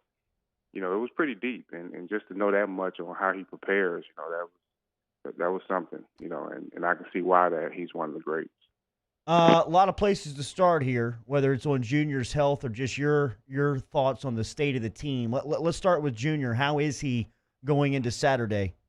You know, I think he'll be ready. He was by the house Friday, and it was a good thing that they did have this week off because he was still hobbling. He had a little limp. I talked with him yesterday. He said that he actually did practice, so that's a good thing. He's not going to push it, but at the same time, you know, he's going to try to be there for his teammates as much as possible. So for him to get out there and practice, he probably just wanted to see how he can move on it, you know, early in the week. You know, I think today is going to be one of their toughest practices. So, you know, I'll talk with him after practice to see how he feels. But I'm pretty sure he's going to play. But it was a good thing that we had that week off for sure with him. What about this defense, Coach? Where's their head at as obviously they have a lot to prove here going into Game 4? You know, I talked with Derek about it, and with him, you know, he's saying that, you know, it's just a matter of just the communication part of it, you know, from getting the play call, from changing, you know, if they're going through any checks or anything on the field, making sure that they're all on the same page from the cornerback to the nickelback to the safety. That was their major issue that they were having, you know, from, you know, week 1 to week 3. I think they got that together. I hadn't seen it yet. Derek said that, you know, they took a lot of things out. They were moving a little faster last week, although he didn't practice. He said, but the defense looked a little, you know, more together. So we'll see. We'll see. I mean, I think that, you know, they have a lot to prove. You know, with Derek, he's not about, you know, listening to, you know, the public or the fans. It's about, you know, his technique, you know, making sure that his teammates are good, you know, everybody's accountable for themselves and things like that. So I just told them, hey, you guys got to go out and y'all got to play together. And that was the part that, you know, they were lacking a little bit, that it was just everybody wasn't on the same page from players to coaches. Well, and what about growth, Coach, in Derek? Just because, and I mean, just in terms of like leadership, and maybe really just in terms of dealing with adversity, right? Because he comes in back in the day, early enrollee during bowl practice before the Fiesta Bowl. He's kicking ass in practice. They win the Fiesta Bowl. They then rip off 15 wins in a row, win the Natty. Like everything had been perfect up until this point. What do you think he's learned just in terms of dealing with things that are not perfect over the last few weeks? Well, he's learning how to deal with it because he hadn't had to deal with it, you know, up until this point. You know, the one thing about Derek is that, you know, he's a good leader and he's a great follower as well. So he does both pretty well. And he knows that, you know, at times he have to speak up a little bit. And I think he showed his teammates that, you know, he can be that guy that can, you know, talk with some people or get on some people, you know, and he holds himself accountable as well on certain things. So I think with that being said, I think the team looks at him as, you know, he's a leader. He's just not one of those vocal leaders. He likes to lead by example and by play and by doing the right things. But, you know, he knows now he may have to say a little more. You know, he may be counted on to you know, rally the troops and motivate some guys or get in some guys. And it's not just him getting on people or motivating. It's about him holding himself accountable, and he's always been that guy. You know, he's not perfect. You know, expectations was through the roof for him this year. Yeah. And, you know, unfortunately this year didn't start out good for him by not being able to play the first game and you know, losing a few games. And those things he has to learn how to come from. And I think as a team, you know, the main thing for them is to stick together to the point where, you know, they can come from this and start winning some big games. What do you think of these quarterbacks getting a chance to play as true freshmen, and what have you made of them and just watching them play over the last 6 months? You know, they just got to get ready, quick, fast, and in a hurry. You know, if they've been knowing about Miles all last week and up until, you know, this week, that means that they've been getting some good quality reps. And, you know, from this point, you know, as a coaching staff, you probably got to not take a lot out of the playbook, but just make things a little easier on them by, you know, running the ball, giving some play action, giving them some one route reads, you know, like some double moves, some misdirections, some, you know, some flea flickers, you know, things like that, just to give them the confidence, you know, even, you know, regular screens with running back and wide receiver screens or tight end screens, to give them the confidence that, you know, they can make some completions and move the ball. You know, I think both of those guys are pretty good. I think it may be a battle from what I'm hearing all the way up until possibly Thursday or Friday. But I'm pretty sure Coach O is going to do the right thing by playing the best guy. And then for all we know, we might get both of them out there this week. And, you know, that'll be something to watch. But they have to get ready, quick, fast, in a hurry, for sure. What's your evaluation of Eli Ricks? He's been one of the bright spots as a youngster. He's had some adversity, but all in all, what have you made of his play through 3 weeks? You know, the thing about Eli is, you know, I worked with him a lot during the COVID, you know, the summer breaks and things like that. And I always said he has this crazy length, but he has extremely good ball skills. It's like, in most receivers that he's going to go up against, because Eli is 6'2", easily, and most receivers are not as tall as him. You know, they're about 5'11", 6 feet. So he has a height advantage, and he can jump too. And he does a good job of playing, you know, sticky coverage. You know, the one thing coming in, you know, everyone was concerned with his speed, but he has good game speed, you know, to where he's been in a lot of situations to where he understands routes and man coverage, and especially press coverage. You know, off coverage, we haven't seen him too much in that, but press coverage, he gets it. He understands when they're trying to run a go route on him, or they're trying to run a comeback or a back shoulder throw on him. And those are the most difficult passes to defend in man coverage. And so far, so good with him. You know, I think once he really gets it mentally, like, you know, with the entire game plan and understanding what's going on, you know, he's going to be another one. And it's going to be tough, you know, because then you're going to have to, you know, try to throw against Eli and Derek. And, you know, it's going to be tough. And I'm proud to see where he is right now, his development, because, you know, he's a good kid and he puts in the work. He works his tail off to be great, and he's good right now. You think he catches punts this weekend? Elias? No, Derek. You know, I don't know. I would talk to him and find out. He, like I said, he told me yesterday that he practiced, and for Derek, if he went through a whole practice, I think that he's going to be ready to go. So I'm pretty sure he's going to be out there doing whatever he has to do. City Cafe, check them out. They're on the corner of O'Neill and George O'Neill. They've been in business for over 100 years. Where good friends meet, where good friends eat. Coach Sting and I were there yesterday. Great lunch specials, great dinner specials. Remember, boiled shrimp every day. citycafebr.net. Check them out. They bring you our conversation with Coach Stingley every week. Good luck on Friday night with the Dunham Tigers, Coach. Appreciate the time this Tuesday morning. We'll talk to you next week. All right, thanks, guys. Appreciate you. Yes, thanks, Coach. There he is, Coach Stingley checking in. We will be back with more Off the Bench. Off the Bench with Jordy Culotta and T-Bob Hebert. ESPN Baton Rouge, New Orleans, Alexandria. Speaking of City Cafe, yesterday when Coach Stingley were in there and eating, who do we see but Mr. and Mrs. Jay Payne. Jay Payne and his wife over at City Cafe, taken in over at Central Plumbing Company. Come to find out, Coach Stingley called in for a service call at Central Plumbing Company, talked to the CEO. He picks up the phone. He's got Central Plumbing Company back over to the Stingley's house taking care of the sink. Online, centralplumbing.org. You need that service, 925-8552 is the phone number. Online, centralplumbing.org. Been in business for over 40 years. Great customer service, great people. Jay Payne, Zach Payne, Miss Lisa Payne. Of course, Brandon LeBlanc over there at Central Plumbing Company. Online, centralplumbing.org. Centralplumbing.org. Centralplumbing.org. I use them all the time whenever I have any plumbing issues. Don't lift a finger. I've got entire toilets replaced. Call them just because I couldn't get a drain or anything. It's like anything and everything in between, big, small, they do it all. Go to centralplumbing.org, centralplumbing.org.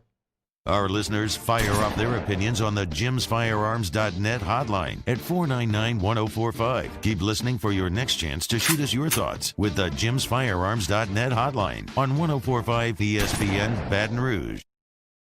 At All Star Toyota, you get it all. If you're in the market for an all-new Toyota vehicle, come see our friendly and knowledgeable sales team at All Star Toyota. Located in Baton Rouge at the corner of Airline and Goodwood, we've been serving our community since 2005 by offering a large selection of new Toyota cars, trucks, and SUVs. Get behind the wheel of your dream car and take a test drive at All Star Toyota today. To all of our heroes working on the front lines of this COVID-19 pandemic, your bravery and selflessness represent the very best of us, and we want to say thank you. I'm asking everyone around the state to join me in celebrating the heroism of our healthcare professionals on the 19th of every month at 1900 hours, that's 7 p.m. Write a note of appreciation, make plans to donate to charitable organizations, or say a prayer. To learn more, visit 19thanks.org. Thank you, and God bless. T-Bob Hebert here with breaking news. Front to Back Boat Services is the shop to upgrade your boat tech this fall. With not one but two NMEA certified techs, who better to install your Panoptic sonar, your HD displays. You want to see the fish under the water before you even cast? They have that. Trolling motor you could control with your iPhone? They have that. So what are you waiting for? Get into Front to Back Boat Services right now. Upgrade your boat tech. Make your boating dreams come true. Front to Back Boat Services.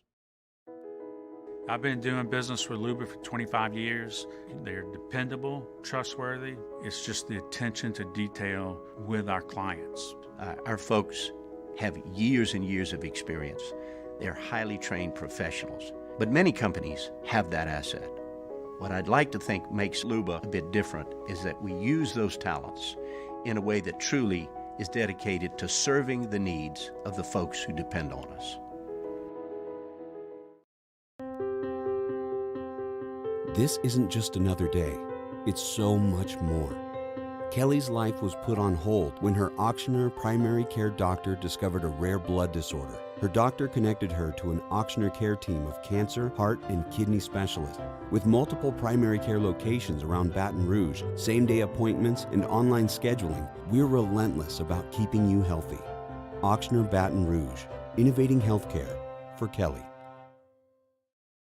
Gulf Coast Bank and Trust is a local bank with a straightforward philosophy. It's about doing the right thing for our customers. Participating in our community with annual local fundraisers. Offering individual attention in a modern banking atmosphere with a trusted local company. Gulf Coast Bank invested in technology with a local touch, giving our customers the power to bank anywhere, anytime. We're building relationships through personal service as the bank that cares about you. Gulf Coast Bank and Trust, the bank that cares about you.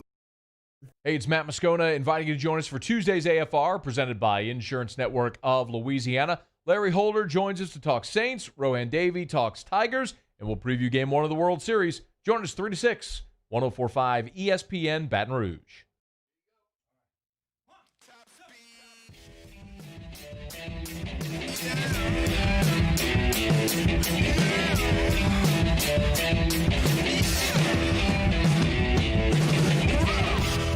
All-Star Toyota presents Off the Bench with Jordy Collada and T-Bob Hebert. ESPN Baton Rouge, New Orleans, Alexandria.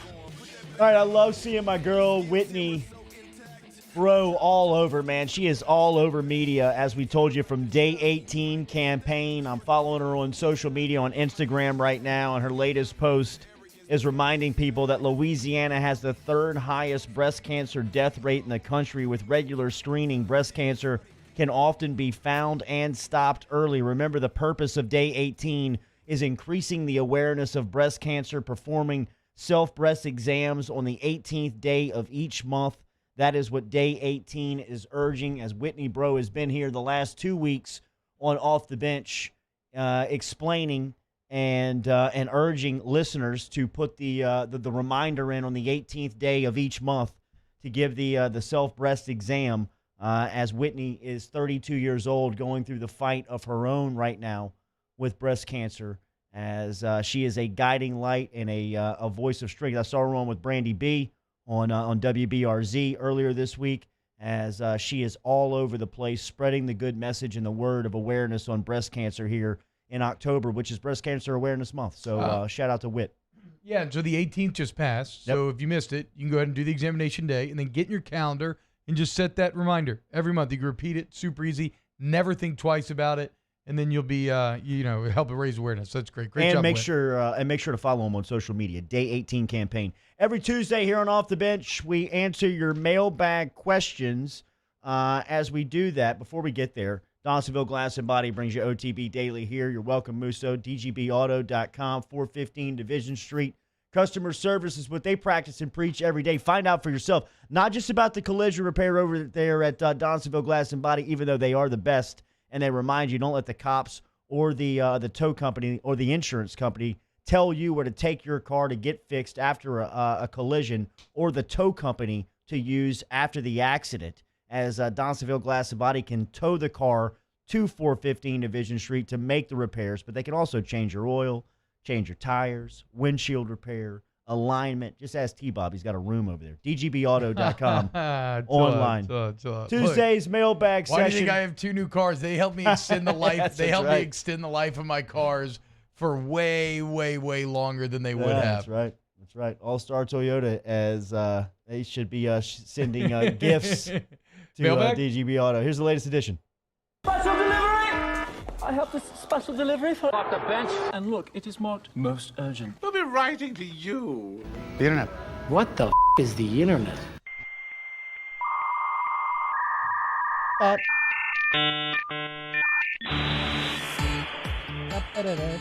All right, OTB mailbag. A lot of Halloween questions in there today. We'll start with this one from Niquilis Dillwad. Says, will you let your kids trick or treat? The Dillwads are in. Yeah. Well, I think our neighborhood's doing kind of like an opt-in thing. If you don't want kids come by, just keep your lights off. I'm saying, like, if you don't want people come by the house, you can just keep your lights off and chill. But yeah, no, I think I'll be out there masked up, handing out candy. I have a very COVID appropriate mask that I'm very excited to show on the show one day. But I don't want to say it quite yet. Well, we don't do the house thing because I'm out trick or treating with the kid, so I don't have anybody manning the house handing out candy. We're out looking for candy. So I actually, I think I kind of like sitting there handing out candy better. You know what? I could get down with it. And I used to like just kind of walking around the neighborhoods. Now things have become so bougie that people are on golf carts and trailers. Makes you so mad. Come on, people. people. It is just. What happened to putting boot to pavement, right? And it's just very natural. Yeah, gumshoe trick or treating. Come on. Exercise is not popular anymore, T-Bob. It's the best origination of a house party too, though. Yeah, that's true. That's how you can get a good house party. Is just keep people on their feet walking in and out of houses. Yeah, maybe I'll do something this year where, like, for the parents, you have like an ice chest full of beer, and they get a little trick or treat as well. Yeah, kind of nice. It's funny that you say that, T-Bob, because the next question is: did you pull the wagon to hold the beer, or the kids when trick or treating? Well, if you have let's hope that you have a wagon that can do both. Otherwise, you purchased the wrong wagon. I agree. I mean, that's easy. Couldn't you just pull the kids in a wagon with one hand and have the rolling ice chest in the other hand? A lot of work. That sounds horrible. But then where's my drinking hand? You know what? Maybe you should just make your kids walk. That's a 24-year-old trick or treating plan. 26. Calm down. You gotta have. Thank you, though. You gotta have it set up where you can pull everything you need with one hand, so then you have your casual drinking hand. Okay, that's and fair. Then That's so fair. you can always be as you're walking, kind of. 25, 26 years old. kids, Halloween so. is the best. Halloween, you should still be capitalizing. You two on that side of the glass It's over Saturday too this year. They Halloween. rented out like the upper floor of Boudreaux's and Thibodeau's one year and had a costume party, and it was one of the greatest nights of my life. That just sounds like a fun time. Some of the Tigerland Halloween experiences were fantastic. OTB mailbag, do you think Waldo from Where's Waldo would be a good assassin? Hell yeah. No, I think that's the instinct, but I got to hard disagree here. Okay, go for it. Waldo is only inconspicuous because we're looking at it from the macro, right? We're very zoomed out. He's a tiny little dot amongst many. If you were on Waldo's eye level, he would look like a big dumb idiot that looks like a candy cane. I mean, he's tall. He's got goofy glasses. He's got this like red and white striped sweater. T-Bob, the guy talking trash to Waldo, going to get picked off. I'm just saying, dude. You're going to get picked off by Waldo. Just in a regular environment, no, but Waldo in the book, you're saying yes. I'm just saying he is. That's no, him I right just there, Waldo, the one with the beard. Yeah, I just don't even. But if I'm, I don't think I could be assassin. I guess maybe he was a sniper. Coming out of the Yoga 90 studio. And then again, yeah. He's also like a nerdy-looking guy. Yeah, that's what they want you, Danny. See, actually, this Waldo's guy's not going to kill anybody. Bam, then you're done. Waldo's kind of got like. What was Michael Douglas's name in that movie when he's walking around with the glasses and the assault rifle in Los Angeles in the briefcase? No, it's a Traffic Rage movie. I've never seen it. I've seen it. I don't know what the movie is. No, Waldo's kind of got a hipster look though before hipsters, Absolutely. right? That's kind of funny. I guess he never, the hat with the hair and the round glasses and the skinny jeans, the long sleeve like striped shirt. Yeah, I never really considered it. Okay. No, it'd be a terrible Backtracking? assassin. Yeah, I agree. You can't be a sniper that loud fashion, says Emil. I think I agree. OTB mailbag. What would be worse, breaking both thumbs or both legs? Remember, no video games for the losers who like that. Their words, not mine. I mean, no thumbs for me for sure. Oof. I have witnessed. I want to walk. Two I wanna broken walk, legs. So, yeah. I have witnessed that. My grandmother was taking a trash out on a vacation that we took as a family, as kids. She missed the top step, bringing it down from the condominium, and just tumbled down and broke both of her legs. Spent vacation, first day of vacation in the hospital. Two casts on each leg. Nothing worse a than cast getting a hurt leg. on a vacation too. First day. Because you've already committed so much to it, and then it's just ruined. That's the worst feeling. Back from the grocery shop run. This is crazy. I think I would rather break my legs. Why? Because you couldn't type. You couldn't do anything with your hands. Absolutely type. With no thumbs? Yeah, you hunt and peck, You can dude. absolutely type. Oh, bro. You might not be able to type Brian, I'm not efficiently trying or to quick, hunt and but peck. you can definitely still do it. That You sounds can't walk miserable. with broken legs. You can't walk. That's Yeah, awful. but like Two not broken walking, legs? You just do like a little bit of Also- like a Wally type thing. You would gain a lot of weight. You'd feel How- really bad about yourself by the Haven't end. That you is had a true. broken leg? Yeah. You want two at the same time? You want both broke at the same time? I also feel like it would hurt more to have both your legs broken than both your thumbs. I've broken a thumb before. It would definitely hurt way more. It would definitely hurt way more. Thumbs are the play, man. Come on. I just don't know, man. I use my hands for so much entertainment. I guess you're right. When you say whatever, you say like screw typing, hunt Yeah, pack, bro. I guess, screw Yeah, video bro. games, And quit then I'll selling just us watch TV. on the typing here. I like. What do you mean? We all get it. You and your married theories over there and your thumbs, bruh. What? I don't understand. What? Okay. What do you got, Musa? Okay, OTB mailbag. Can't do it in a cast. OTB mailbag. Thumbs the key to everything. Is it true that Danny is going as a Tootsie Roll for Halloween? Danny, confirm or deny? I actually don't have a Halloween costume, so if you have one, drop a recommendation. I don't know why. Think When they it just comes did? to Halloween costumes, Danny's brain is broken and he cannot come up with anything Musa that he doesn't have wants. one either. Yeah, I don't I have thought one we either. were going to go Okay, as a group. Help our I can't tell terribly you the last time I dressed up for uncreative Halloween. producers to help them out with a Halloween costume ideas. What should they be? I would love for y'all to do like a what were the old wrestling tag team, like the Warriors or that'd be something? great. The Road Warriors? Yeah, the Road Warriors. Get you like some little spiky shoulder pads and stuff. I thought we were Road doing a Warrior group Animal thing. just died. No, That's why I you was got to under get off the pressure. group thing because Steve Jobs is here. The Steve Jobs costume is perfect. He's gonna roll with that. I-11. I like my individual iPhone costume. 11. What is that? We'll be breaking it down for you come Friday. OTB Yeah. mailbag. Is my 14-year-old too old to trick or treat? Hell And no. should I embarrass him if he goes? Just let him go, man. Chill out. When Don't the spoil the 14-year-old Halloween fun. shows up to get your candy, do you have any sort Depends of on internal what the monologue? 14-year-old looks like. Do you have any sort of internal monologue? I will say sometimes there's maybe an element of judgment, but I would never put it out there publicly because I want him to feel comfortable, like he can trick or treat. But it is, you know, What grade is that? What grade's 14? Was that 8th grade? eighth Yeah, going eighth into grade, ninth, maybe eighth or ninth, ninth. depending Could on be the eighth hand. or ninth. That's Probably that's the probably line. ninth. Probably ninth in the fall. That's the Yeah, line. that's a good point, Moose. That's the line. Yeah. I mean, 8th grade, I still think you can get away with it because you're still in a group. That's you know what I true. mean? If the 14-year-old shows up solo looking for the Tootsie Roll, then, you may want to call somebody. I just but want you to mean, be dressed up.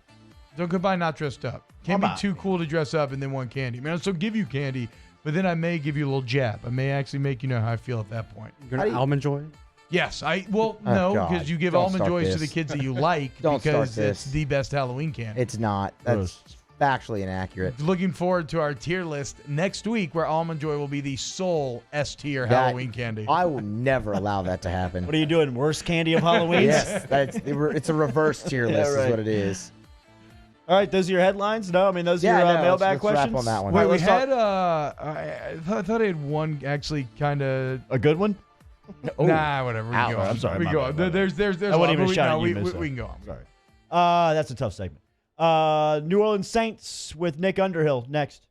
Off the bench with Kalata and T-Bob. Brought to you daily here by All-Star Toyota. Remember, All-Star Toyota of Baton Rouge. You can find them there at allstartoyotaofbatonrouge.com. Shop the inventory, new car and used pre-owned and certified inventory over at All-Star Toyota. Corner of Goodwood and Airline. Stop in and see them today. You're looking for hybrid models. They can get you into a hybrid model of an Avalon, Camry, Highlander, 4Runner, SUV. Get online at allstartoyotaofbatonrouge.com. Remember, we remind you can lease a vehicle from All-Star Toyota. Stop in and see them. Tell them you heard it here on Off the Bench. Sorry, people are calling me out saying that you shouldn't type with your thumbs. What do you mean? You hit the space bar with your thumbs? If your thumb's broken, I agree with that, though. If your thumb's broken, you got a big fat cast. You're not going to be able. You got caught my fingers aren't. No, my fingers aren't going to be able to reach the keys if I got a big fat thumb cast Typing on. with the thumbs, we get you, bro. Oh, crazy! Go to All-Star Toyota BatonRouge.com. All-Star Toyota of BatonRouge.com. Look, you can actually buy 3 times, get one free deal right now. Go check out all the deals on the website, All-Star Toyota of BatonRouge.com. We opened up the playbook and expanded our coverage. Listen daily in high definition on 98.1 HD2. We are 104.5 ESPN Baton Rouge.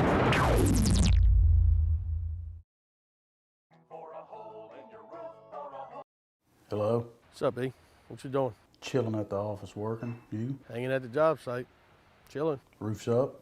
Hey, Greg, roof up? Roof's up. Roof's up. Roof's up. Roof's up? Roof's up. Roof's up! Roof's up! Beautiful roof every single time. True. At All-Star Toyota, you get it all. If you're in the market for an all-new Toyota vehicle, come see our friendly and knowledgeable sales team at All-Star Toyota. Located in Baton Rouge at the corner of Airline and Goodwood, we've been serving our community since 2005 by offering a large selection of new Toyota cars, trucks, and SUVs. Get behind the wheel of your dream car and take a test drive at All-Star Toyota today. Gulf Coast Office Products is a nationally recognized Savin office equipment dealer based right here in Louisiana. Over 100 employees strong, Gulf Coast has the boots on the ground to support all vertical markets, from education, engineering, legal, and finance. With the latest in office technology, from desktop to production segment units, Gulf Coast and Savin have the perfect fit for you. Call 225-756-2644. That's 756-2644 for Gulf Coast Office Products. Are you a licensed contractor? There's lots of good contractors in Louisiana doing work the right way, but unfortunately, too many unlicensed contractors are working outside the licensing requirements. Working as a contractor in Louisiana requires a license for the company doing the work. The Louisiana State Licensing Board for Contractors wants to help you get licensed to allow you to conduct work legally. It's not difficult to get the license. We can help you. Go to lacontractor.org for more information. Licensed contractors, it's the law. Gulf Coast Bank & Trust is a local bank with a straightforward philosophy. It's about doing the right thing for our customers. Participating in our community with annual local fundraisers. Offering individual attention in a modern banking atmosphere with a trusted local company. Gulf Coast Bank invested in technology with a local touch, giving our customers the power to bank anywhere, anytime. We're building relationships through personal service as the bank that cares about you. Gulf Coast Bank & Trust, the bank that cares about you. I can't tell you how many people tried to discourage me when I said, I'm opening up a haunted house. If you love doing something, don't let anything or anyone stand in your way. How he comes up with this stuff in his head and designs it is mind-boggling. Debbie and Home Bank understand my business and understand that it's not normal. They've worked with me since the beginning to help my business grow.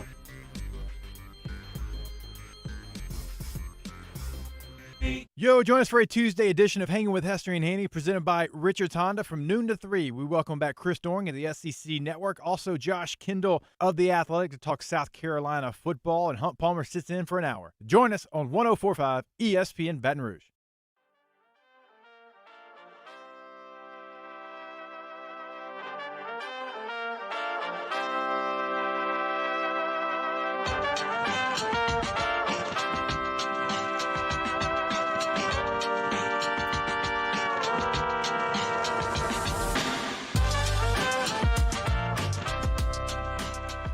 All-Star Toyota presents Off the Bench with Jordy Collada and T-Bob Hebert. ESPN Baton Rouge, New Orleans, Alexandria. Weekly New Orleans Saints updates with Nick Underhill on OTB are brought to you by former LSU Tiger and attorney Chris Perrette.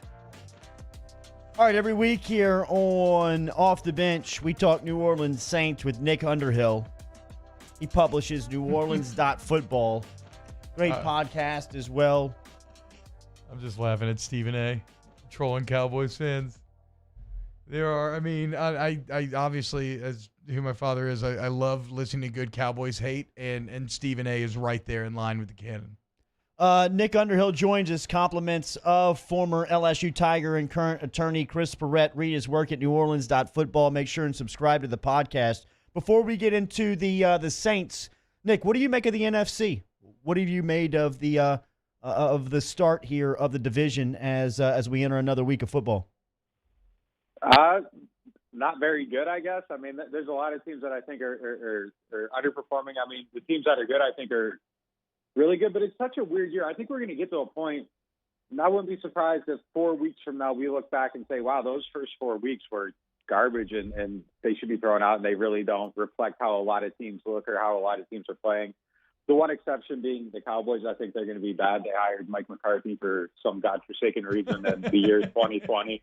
But, you know, I just think that there's a lot of weird stuff going on. There's so many teams allowing 30 points per game. I don't know where it's at after this week, but a week ago, I believe it was at 8. Wow. And over the last 14 years or whatever, there was less than, I think, 7 or 8 teams total that have allowed that in a total season. So offense is way up. It's shocking that defense is so bad, because I think one of the things that I talked to Kenny Vaccaro before the season just about what he thought the advantages of no fans would be in stadiums, and he thought it was going to help defenses communicate more, be more complex, be more organized, and execute better. And while I think that's true for his Titans, I mean, it's definitely not true for the Saints, a veteran team, you know, that's playing together. And it's not true for a lot of teams around the league. So I think we're going to get to a point where, you know, things level out and we see who teams really are. But I don't think we know quite yet, just because of how weird this season has been with no off season, the atmosphere, all that stuff. So it's kind of fascinating hearing that, Nick. I don't think I realized that it was taking place to that extent on the NFL level, because you see it on the college level as well right now. Offenses just seem light years ahead of the defenses in most areas. I mean, do you have a hypothesis, like how this came about? Do you have a guess or a hypothesis how this is happening on both levels? I don't know. I mean, you know, watching the Saints, it's been the most mystifying thing about the team, because they're a veteran team, and why aren't they able to execute? Why are they having these coverage busts? You know, I think for them, and this isn't a wide-ranging answer, but I think for them, for the Saints, one of the things you look at is this year is they're playing quarters coverage more than they ever have at any point, and it's like 7 snaps slower than cover one on the whole season. And, you know, previously that wasn't the case. You know, they were doing different things. So I think they're trying to introduce new things here, and it's not landing the way that they had hoped. But, you know, I think every year that there's a little bit of a catch-up time for defense. It's just so magnified this year. It's really hard to understand why it's happening to that level, especially because, like I said, I mean, I think that you thought atmospherically, and then, like, you know, you can hear more. And I think being able to time those snap counts and hear the cadence and all that stuff should be creating an advantage, where I kind of going into the season thought the opposite was going to happen, where these defenses were going to be able to jump out on everybody. And you know, it would just look a whole lot different, but the opposite is true.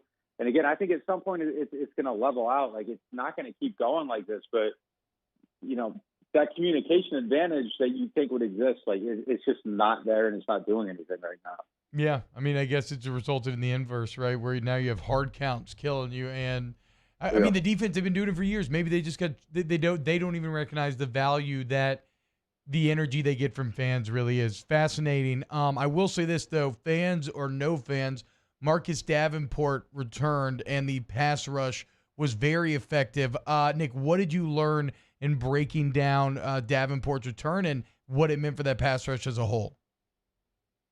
Yeah, it's one game, but I think you can take some stuff from this one game against the Chargers and extrapolate it over the rest of the season, at least as far as forming some level of expectation of how things are going to look and how things are going to work. And him coming back right away, Cam Jordan's getting doubled much less. It's back around that, 30% level where he's been for most of his career as far as, seeing an extra blocker, a chip, something like that. And, he comes out and gets 7 pressures and you start looking at it, hey, why did this happen? And, the protections just start looking a little bit different, and there's a little bit more attention being paid to the other side of the line. Davenport was only out there for 15 pass rushing snaps, but on those 15 snaps, he drew a double on 8 of them.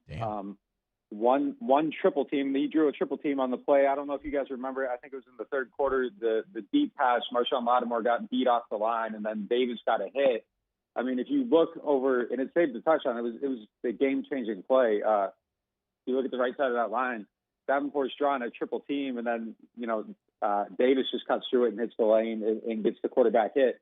But on those 8 snaps where Davenport was doubled, he got 1 hit and he created pressure 4 other times for other people for the situation where they could get pressure. So he's a game-changing player. Like, it's not always necessarily going to be, showing up in sack numbers, pressure numbers, but his presence changes the way things look. And the effect of that on Cam Jordan early in the season, I think you saw. I don't think it's entirely because, there's no Davenport, so Cam's super dependent on him. I think Cam also got off to a little bit of a slow start. The attention he was paid was outrageous. In a couple games, it was over 40% double teams, which is just unfathomable. I mean, that just shouldn't be able to happen, but I think having Davenport back out there will help just level things out and keep things normal. And you see Cam picking up, getting back up to speed. And I think everything is going to settle down and they're going to look a little bit more normal. I mean, their coverage has to be much, much better for them to get everything out of that front 4. But at least last week you saw a step in the right direction. And, Davenport definitely did play a big part in that. What impact do you expect Mike Thomas to have on the offense this week? Or the game, really? I think it's going to be huge. I mean, that's the guy. Their tempo hasn't looked good. Their first 15 plays, the scripted plays, which is where usually the genius of this offense shows up. Right now, currently, Breeze is on pace just on those first 15 plays of the games. What he's produced so far. By the end of the season, he's on pace to only have 500 yards within those plays. Last year, he missed how many games? 5 games, and he ended up with 700. A typical year since 2017. It's over 1,000 within those first 15. So, I don't think that's a result of the play calling either. I think it's you don't have your first read. It's not there a lot of the times, and Mike's that guy. And I think dropping him in there, right now it's just like it's weird that we're talking about the offense like this because they're averaging 30 points per game, but it's just like so rigid. It's not like there's no rhythm to it. It's classical music. It's not jazz. Like they're playing off the sheet, and there's a sound and it gets you there, but it's just not what it's supposed to be. And I think getting Mike out there is going to help with that, and you're going to see that flow, and it's going to be these quick plays and the yards are flowing and everything just looks a whole lot better. And you're going to see Brees look a lot more comfortable too. I think we're well past the point of the ridiculous conversation about him being done after 2 games or whatever. I think he's proven to be, good enough. Last week, the first half was pretty iffy, but he bounced back. He settled in. They made adjustments. Things look better. And they were good to go. I think once you have Mike back in there, I think the offense is going to look a whole lot better. Yeah, everybody's so stiff. He's going to come in there like snapping, zoot suit on, ready to get the jazz going. I love that analogy. Nick, so help me out because you watch so much film. Like, in what ways, and I think I'd forgotten how incredible a healthy Alvin Kamara is, but in what ways do a healthy Alvin Kamara and a healthy Mike Thomas play off of each other in terms of stressing the defense?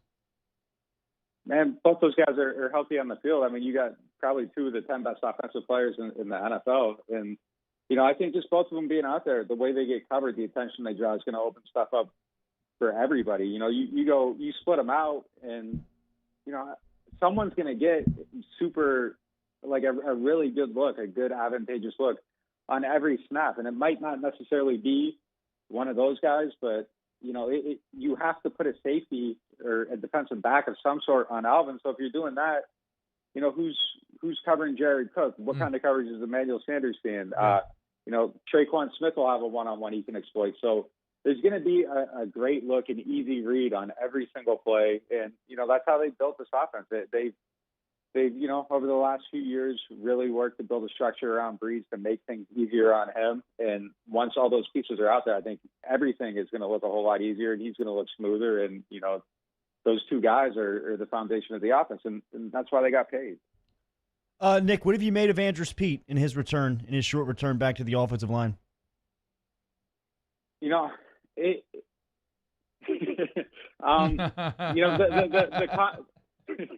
The contract, I think if you look at the contract, I would say that I wouldn't agree with it. I understand why they signed him. They wanted to get rid of Larry Warford. You let him go. You have 2 guards. 2 holes you need to fill a guard if you don't bring Pete back. So I understand why they brought him back. I think if you watch this game, I know that there was a lot of disagreement with not starting Cesar Ruiz, but then once Cesar Ruiz came into the game, I think if you were really paying attention to what happened on the offensive line and we're actually watching the results instead of following just a talking point, I think you see why Ruiz didn't start. He made it quite evident. He struggled a little bit in this game. I thought he played good against Detroit, but it's clear that there's still some growth there that he needs to make. But, that's not to say that Pete's playing well. It's just Pete's playing better than another guy that isn't fully up to speed, who will eventually be fully up to speed. But the thing with Pete, he doesn't do himself any favors with his style of play because it's so boom or bust. And when he blocks somebody, it's there. You notice it. You see it. Wow, Pete, that was a huge block. He just pancaked this guy, and it's just, his approach. He just tries to kill guys, but then when he doesn't land that hit and somebody counters, you see him. He's down on the ground looking back at Brees, and it just looks terrible. And you notice his mistakes. You notice his success. There's no, subtleness to anything he does. And I think it draws your eye to it. And it just, again, it looks horrible. But, I think to earn the contract, he needs to play better. The thing is too, though, that nobody talks about, and I'm not making excuses for the guy, but this is never part of the conversation. Yeah, he gets hurt all the time, but he never really misses any time. He's back out there so quick. Mm-hmm. He has an ankle sprain. He plays the next week. A lot of guys don't do that. He has a desire to play. And, I think that part of the equation is a big reason why this coaching staff evaluates him and values him a little bit differently than, the public. I think that grittiness, that desire to play, those are things that Peyton and the Saints love. And Pete has those traits. It's just, the play isn't quite there with what he's being paid, I don't think. Sorry to force the one-word answer, but we're crunched for time. Did the Saints ever play a game in Tiger Stadium this season? I don't think so. Yeah. Thank you, Nick. Have a good weekend. You too. All right, man. Thanks, Nick. Nick Underhill, brought to you by former LSU Tiger and current attorney Chris Barrett. We'll close out hour 2 next. Off the Bench with Kalata and T-Bob. Brought to you by AccuTemp. Remember, over at AccuTemp, it's the full service that they want to give you over there. And right now, over at my house, they are installing a brand new air conditioner at my house over at AccuTemp. Looking forward to getting over there. Going to bring some social media to the public today to give you an idea about what the installation is like. But it has been a full experience, man. Everything from the consultation to the first phone call about the possibility of exploring a new air conditioner over at the house. It's been fantastic, man, from start all the way up to this point through the finish. I'm looking forward to it. Online, AccuTempBR.com. Yeah, so if you need a little Tiger tune-up, figure out exactly where your house stands, make sure everything's good to go, forward like a checkup, right? It's right now, LSU is back this weekend during the halftime of the football game. If you text halftime to 31996, halftime to 31996, You get it? Just $50. That's half off. People get that Tiger tune-up from AccuTempBR.com. Saints coverage, Chiefs, Cowboys, Thursday night, Sunday night, and Monday Night Football. From the opening kickoff to the playoffs and the Super Bowl, the NFL lives on 104.5 ESPN Baton Rouge. At All-Star Toyota, you get it all. If you're in the market for an all-new Toyota vehicle, come see our friendly and knowledgeable sales team at All-Star Toyota. Located in Baton Rouge at the corner of Airline and Goodwood, we've been serving our community since 2005 by offering a large selection of new Toyota cars, trucks, and SUVs. Get behind the wheel of your dream car and take a test drive at All-Star Toyota today.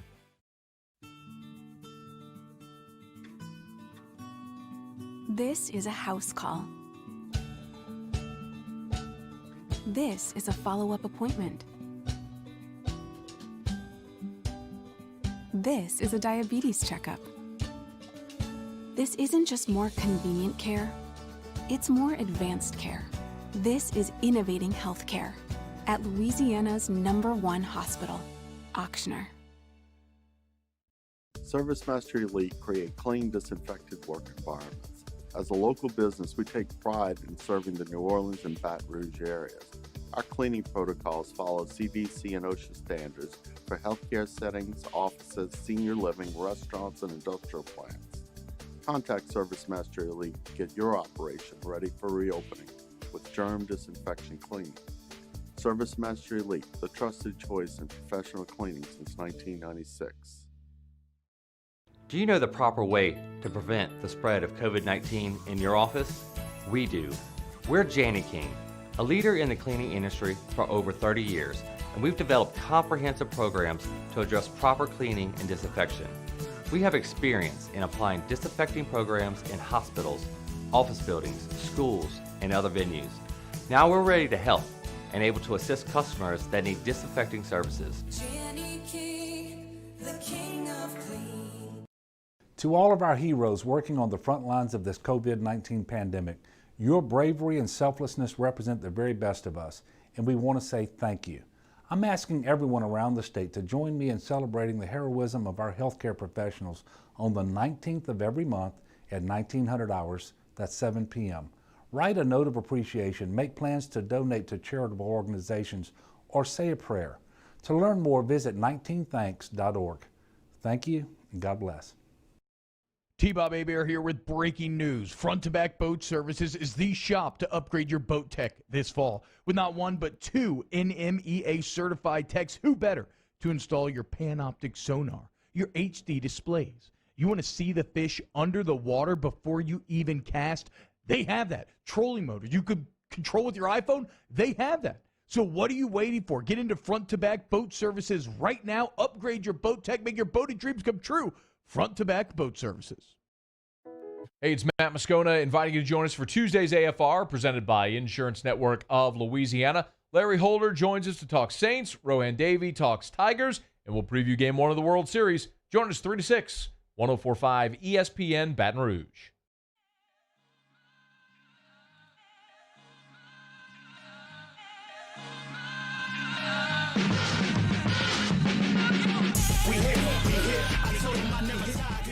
All-Star Toyota presents Off the Bench with Jordy Collada and T-Bob Hebert. ESPN Baton Rouge, New Orleans, Alexandria. All right, just a couple of minutes before we get out of hour two. And yesterday when we heard the severity of Miles Brennan's injury, we started thinking here on OTB, we need to dial up our MD, OTB MD, Dr. Jeremy Burnham from the Ochsner Orthopedic Surgery and Sports Medicine team, and a proud supporter and sponsor of Off the Bench. Doc, always appreciate your time and resources. Good morning. How are you?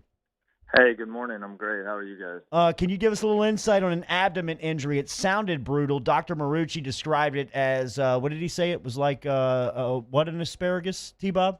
It was like a steamed asparagus splitting open. Sounds brutal. Yeah, I think, it shows how tough he is that he continued to play through that. And from what it sounds like, it's probably a lower abdomen injury close to the hip. You think about a quarterback and all the twisting that has to be done to throw the ball, that's one of the most important areas, and so you can only imagine that must have been pretty tough to play through. There's nothing medically that can be done here, right? I mean, you just almost have to just wait for it to heal?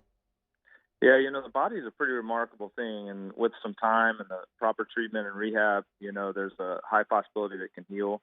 It doesn't happen overnight, but it's already, that process has already started.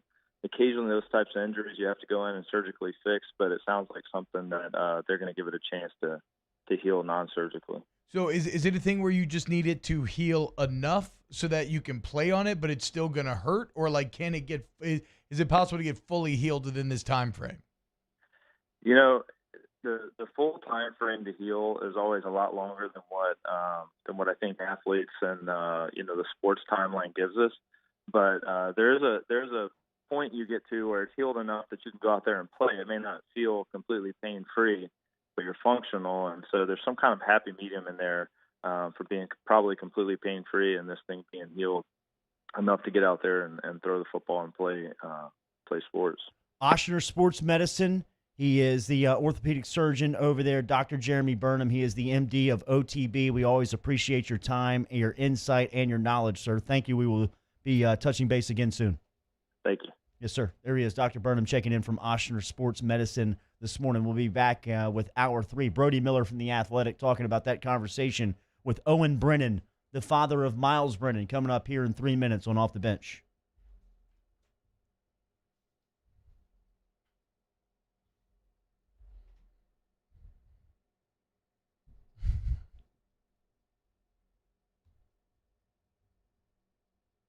Off the Bench with Collada and T-Bob. Remember, over at Ochsner, Ochsner.org is where you can find them online, but the sports medicine, in fact, we just talked to Dr. Jeremy Burnham there, and he heads up the division here in Baton Rouge over on the Grove Boulevard, over at the Grove Complex here in Baton Rouge. Another facility out in Covington on the North Shore, then in New Orleans over in Clearview Parkway. All state-of-the-art facilities, and all of the facilities, whether you're an elite athlete, an ancient athlete, a weekend warrior, somewhere in between, they can get you back into the game, back into the pool, back on the field, the court, as quickly and as safely as possible. Whether it's surgery you need, then physical therapy, whether it's MRIs that you need, Ochsner can help you out. Online, Ochsner.org. Yeah, that MRI room, I really can't say enough about it. The one over here at the Grove Baton Rouge, it looks like a Marvel movie set. It's insane. Thought I was going to meet Tony Stark when I was in there. What the MRI will reveal is what the next steps need to be taken. But the bottom line is you want to take those steps with Ochsner. Go to Ochsner.org, Ochsner.org. $10,000 off MSRP on a new 2020 Ford F-150. Buy a new one for less than a used one. All new Bayou Ford vehicles come with a 1 million mile powertrain warranty. And with Bayou to You, free delivery right to your door. The crew at Bayou Ford is going to do right by you.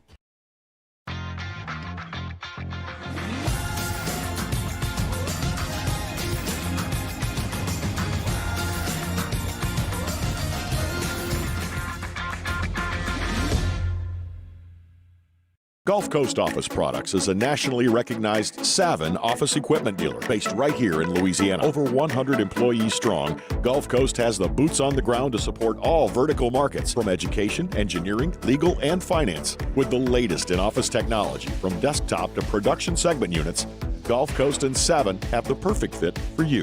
Call 225-756-2644. That's 756-2644 for Gulf Coast Office Products. At All-Star Toyota, you get it all. If you're in the market for an all-new Toyota vehicle, come see our friendly and knowledgeable sales team at All-Star Toyota. Located in Baton Rouge at the corner of Airline and Goodwood, we've been serving our community since 2005 by offering a large selection of new Toyota cars, trucks, and SUVs. Get behind the wheel of your dream car and take a test drive at All-Star Toyota today. Are you a licensed contractor? There's lots of good contractors in Louisiana doing work the right way, but unfortunately, too many unlicensed contractors are working outside the licensing requirements. Working as a contractor in Louisiana requires a license for the company doing the work. The Louisiana State Licensing Board for Contractors wants to help you get licensed to allow you to conduct work legally. It's not difficult to get the license. We can help you. Go to lacontractor.org for more information. Licensed contractors, it's the law. This isn't just another day. It's so much more. Kelly's life was put on hold when her Auctioner primary care doctor discovered a rare blood disorder. Her doctor connected her to an Auctioner care team of cancer, heart, and kidney specialists. With multiple primary care locations around Baton Rouge, same-day appointments, and online scheduling, we're relentless about keeping you healthy. Auctioner Baton Rouge, innovating healthcare for Kelly. Gulf Coast Bank and Trust is a local bank with a straightforward philosophy. It's about doing the right thing for our customers. Participating in our community with annual local fundraisers, offering individual attention in a modern banking atmosphere with a trusted local company. Gulf Coast Bank invested in technology with a local touch, giving our customers the power to bank anywhere, anytime. We're building relationships through personal service as the bank that cares about you. Gulf Coast Bank and Trust, the bank that cares about you.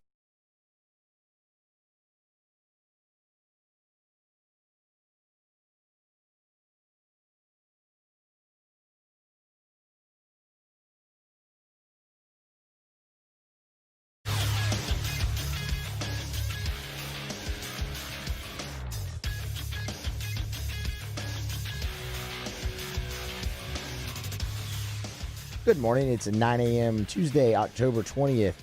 Today in Baton Rouge, expect to see sunny skies with a high of 88. Coming up today on Off the Bench, OT, the Athletics' Brody Miller joins the show next, and Andy Staples will stop by at 9:30. Remember to watch the show live over at the 104.5 ESPN YouTube channel. Get inside the Bayou Ford chat. Follow the show on Twitter at OTB_ESPN, and make sure you're subscribed to the Off the Bench and Off the Bench Overtime YouTube channels as well. Set your notifications. New content is posted there daily.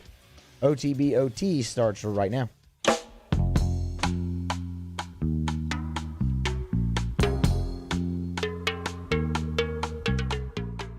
All-Star Toyota presents Off the Bench with Jordy Collada and T-Bob Hebert.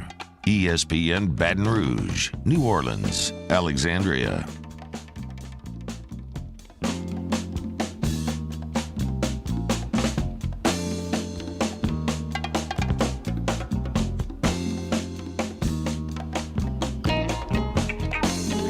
Welcome to OTBOT. T-Bob, Musso, Danny hanging out with you this hour. I got Brody Miller on the phone right now.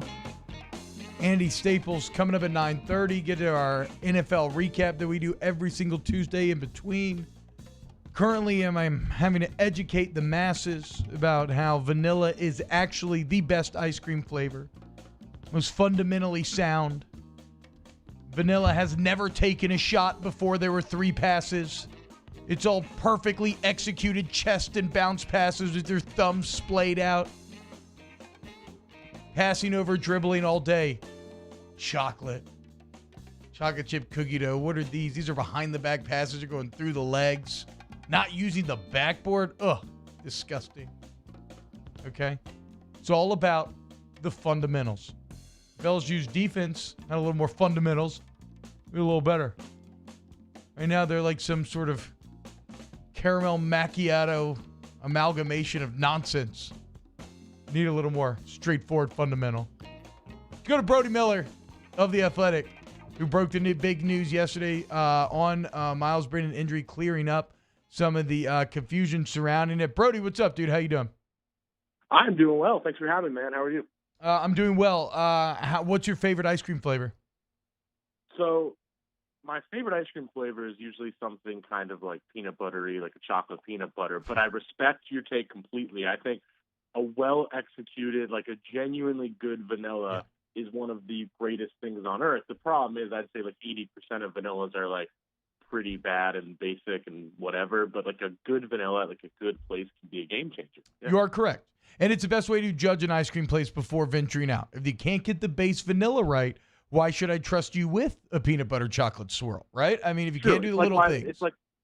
I always start any pizza place I go to. Yes, I like weird flavors, but I will always get a pepperoni pizza first because I need to figure out the fundamentals. So I'm with you. Yes, exactly. Oh, wow, Brody, sometimes we're just right in line, which is why you should listen to the Hold That podcast brought to you by Athletic. We just recorded a new episode yesterday. Found wherever podcasts are found. We'll tweet it out and stuff later throughout the day as well. Again, Brody, before we get into the Miles stuff, you are a Philadelphia 76ers fan. You know what it is like to enjoy a team when there may not be a lot of hope on the horizon. Can you give any kind of advice or maybe educate some of these LSU fans about how you approach a season like this? Saddest question you've ever asked me. Yeah, I think, the key in a season like this, when, and we talked about this on the show yesterday, I mean, they're not going to go 8-2. They're not going to, I would be quite surprised if they won the SEC and all that. So at this point, your standards just have to change, and it's not about win-loss record. I think it has to be about, you're watching the young players. You're watching Miles Brennan to see if he's going to be better in 2021. You're watching Elias Ricks or Keyshawn Boutte. You're focusing on the little things and just trying to see, like, which pieces are a part of the future, which guys can I be excited about, and also, is the offensive scheme working? Is the defensive scheme working? It's more about seeing if the future is good than it is just about, like, hey, did we win or lose? I think it's my sad way of looking at sports sometimes.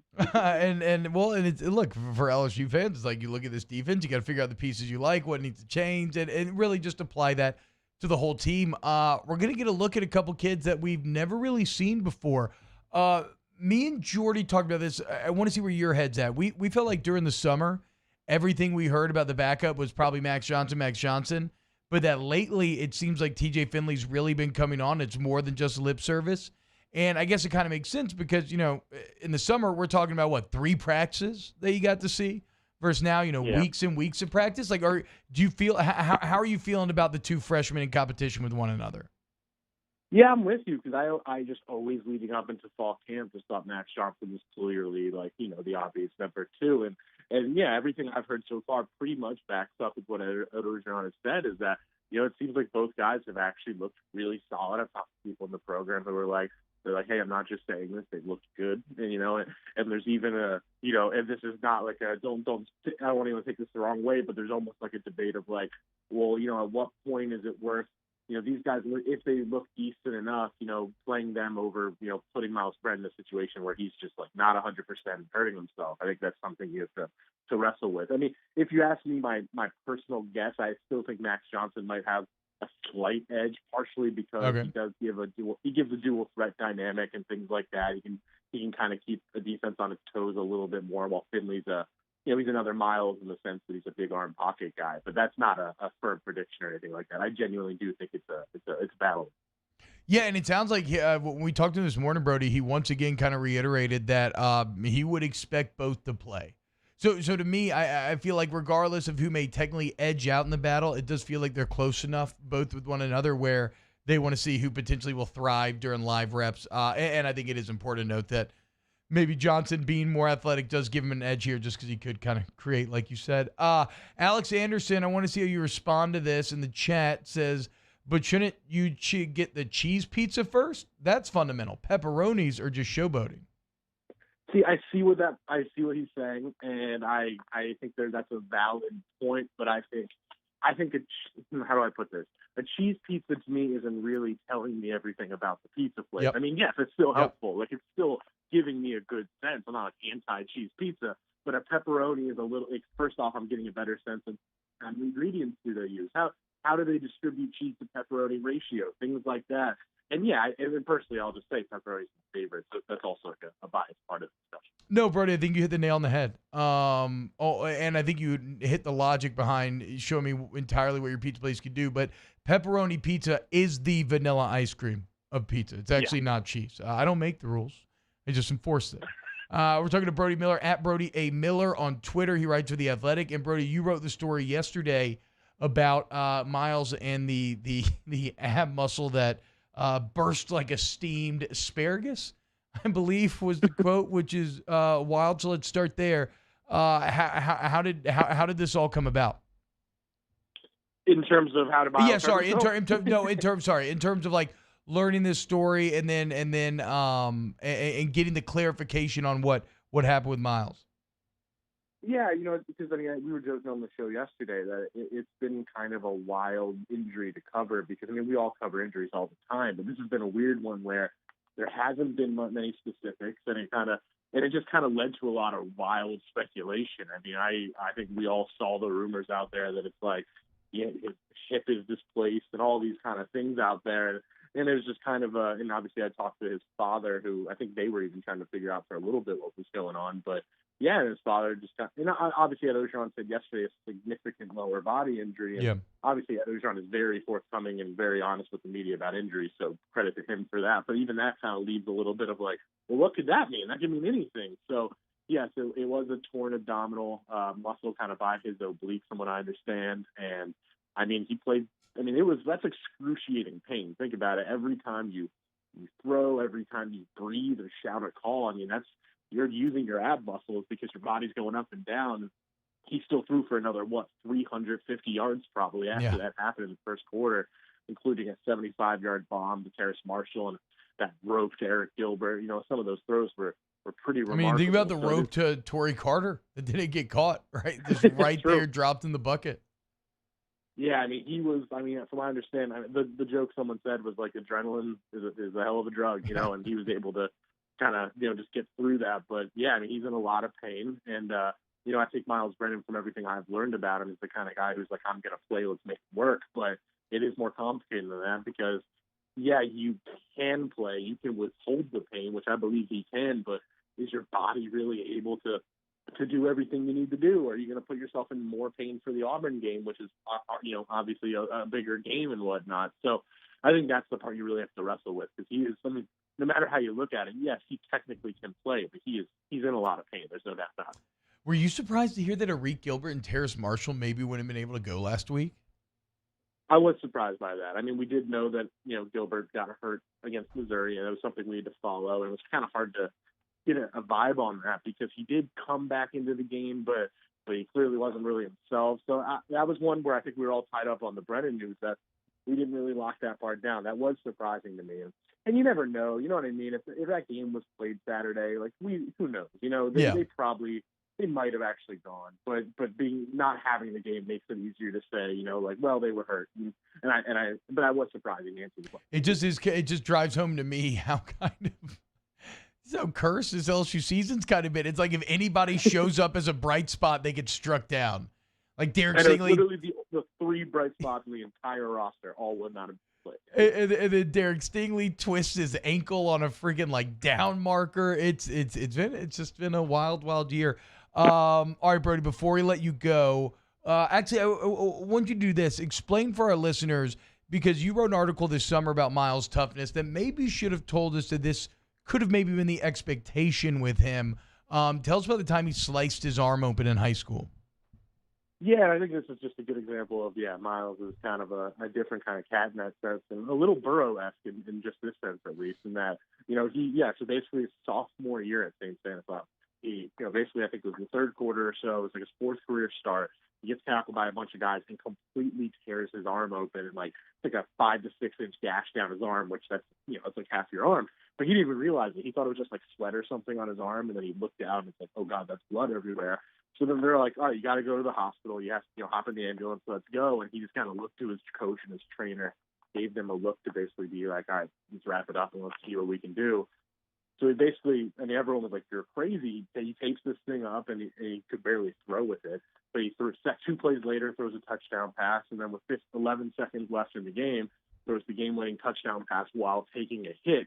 And the funny part of that is basically, he takes the hit to win the game, but on that hit basically just completely cut the gash back open, and it's like pouring blood. And he kind of, the line he said to me was, he was just kind of like, all right, I'm going to celebrate for a second, let's go to the hospital. And but the wild part of that is that, his dad kind of jokingly asked him this weekend, he was like, all right, how would you compare that arm situation to what's going on with your abdomen? And he basically said, like, that the high school story was a scratch compared to this in terms of the pain. Yeah, I mean, it makes sense. You can hide something like a cut on your arm. You can't hide anything with the abs. It's literally like everything that you do. All right, Brody, last one. You can be quick. What do you think about this Saturday versus South Carolina? Yeah, I mean, obviously the Brennan thing is a huge factor there, but then you know that Brennan's not really going to be 100%. So, yeah, I think it's going to be a ball game. I do, because I think South Carolina, I think LSU is better than South Carolina, even with how they've played. Just in an overall aggregate sense, they are a more talented football team, and you would think they'll get things on track after 2 weeks off and whatnot. But, yeah, I mean, I think it's going to be a toss-up game, especially if you're playing a true freshman. That definitely makes this game, I would imagine, I wonder what the spread will be if Brennan's out. I would imagine it's close to a toss-up, but I still, at the end of the day, just think this is where LSU kind of gets things on track, because if this defense even plays okay, I think they can win this game. So I'll pick LSU by a little. Brody Miller at Brody A. Miller on Twitter. Follows work on The Athletic. You can go to theathletic.com/holdthatpodcast for $1 a month sign-up deal. How about that? Brody, thank you so much, and I'll talk to you soon. Thanks as always, buddy. Later, mine. For real, I think the podcast is very fun with Brody. It's about an hour, 40 minutes to an hour every week. If you just want like a super condensed breakdown of LSU stuff for that week. All right, when we get back, NFL Roundup here on OTBOT. OTBOT. In times of need, get a full list of phone numbers, websites, and other important emergency information on the Demco Stormwatch page at 1045ESPN.com. Gulf Coast Bank and Trust is a local bank with a straightforward philosophy. It's about doing the right thing for our customers. Participating in our community with annual local fundraisers. Offering individual attention in a modern banking atmosphere with a trusted local company. Gulf Coast Bank invested in technology with a local touch, giving our customers the power to bank anywhere, anytime. We're building relationships through personal service as a bank that cares about you. Gulf Coast Bank and Trust, the bank that cares about you. This is a house call. This is a follow-up appointment. This is a diabetes checkup. This isn't just more convenient care, it's more advanced care. This is innovating healthcare at Louisiana's #1 hospital, Ochsner. Hi, this is Chance Inman, President and Chief Operating Officer for Janney King Gulf Coast. Here are some ways to protect yourself and those around you from the coronavirus. Wash your hands often and thoroughly. Cover coughs and sneezes with your elbow. Disinfect high-touch surfaces regularly. Use non-contact methods for greeting others. And avoid touching your face. Following these steps, as well as social distancing, should help all of us stay healthy. Janney King, the king of clean. To all of our heroes working on the front lines of this COVID-19 pandemic, your bravery and selflessness represent the very best of us, and we want to say thank you. I'm asking everyone around the state to join me in celebrating the heroism of our healthcare professionals on the 19th of every month at 1900 hours, that's 7 p.m. Write a note of appreciation, make plans to donate to charitable organizations, or say a prayer. To learn more, visit 19thanks.org. Thank you, and God bless. T-Bob Hebert here with breaking news. Front to Back Boat Services is the shop to upgrade your boat tech this fall. With not one, but 2 NMEA certified techs, who better to install your Panoptic sonar, your HD displays. You want to see the fish under the water before you even cast? They have that. Trolling motor you could control with your iPhone? They have that. So what are you waiting for? Get into Front to Back Boat Services right now. Upgrade your boat tech. Make your boating dreams come true. Front to Back Boat Services. ServiceMaster Elite create clean, disinfected work environments. As a local business, we take pride in serving the New Orleans and Baton Rouge areas. Our cleaning protocols follow CDC and OSHA standards for healthcare settings, offices, senior living, restaurants, and industrial plants. Contact ServiceMaster Elite to get your operation ready for reopening with germ disinfection cleaning. ServiceMaster Elite, the trusted choice in professional cleaning since 1996. I've been doing business with Luba for 25 years. They're dependable, trustworthy. It's just the attention to detail with our clients. Our folks have years and years of experience. They're highly trained professionals, but many companies have that asset. What I'd like to think makes Luba a bit different is that we use those talents in a way that truly is dedicated to serving the needs of the folks who depend on us.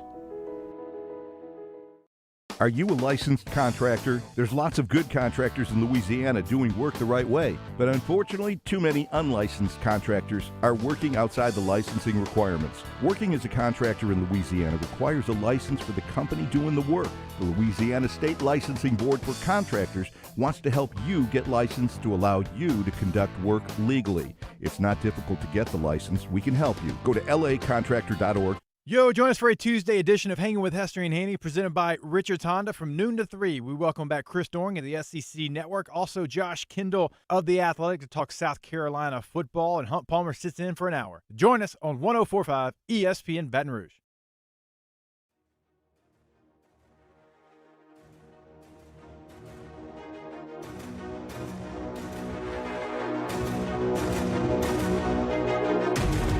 Failure happens to us all, but it's how champions evolve.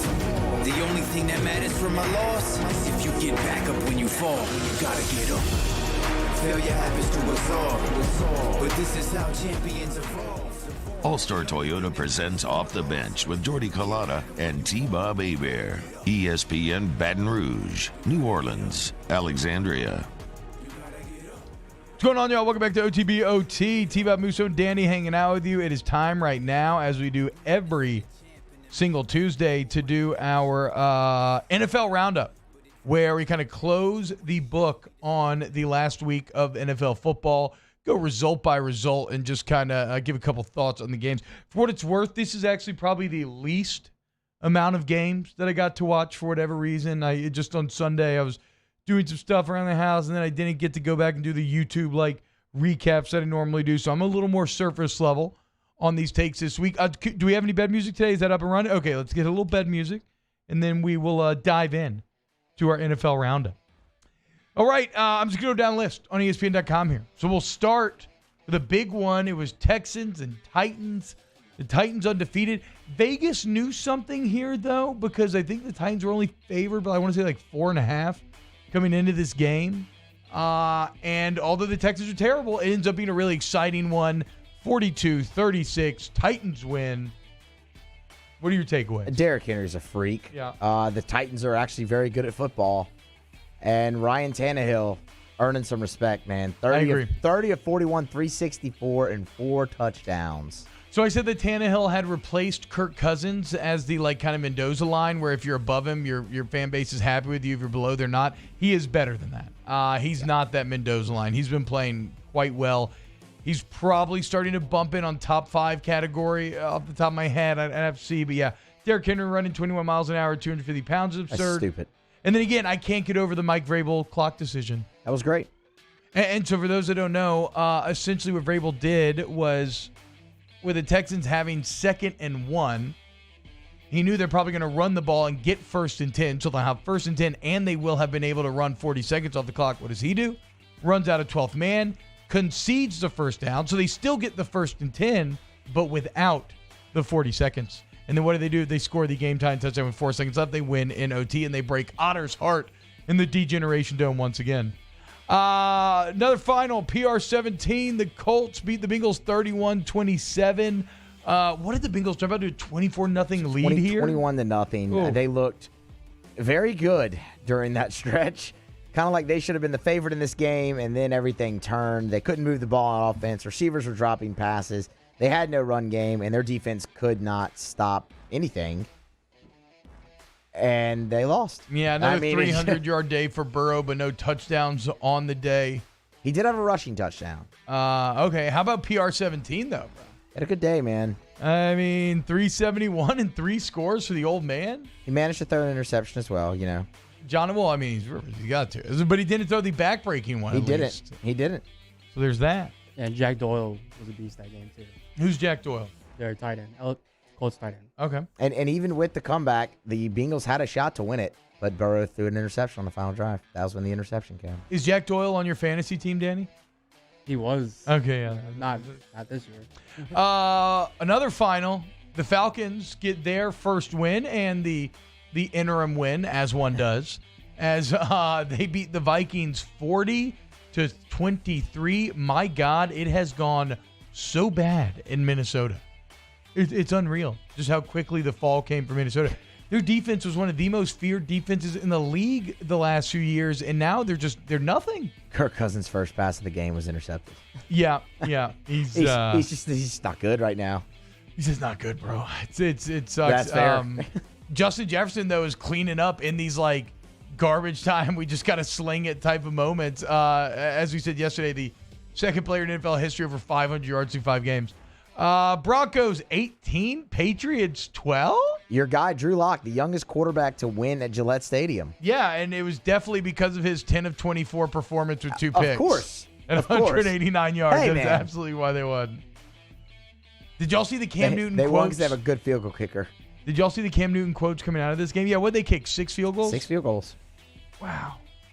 Unbelievable. Okay, I'm going to actually circle back around once I can find these quotes again. I retweeted them yesterday because Cam Newton was in fine form as he was meeting with the media following the loss. All right, next up on this list, Giants. New York Giants, 20.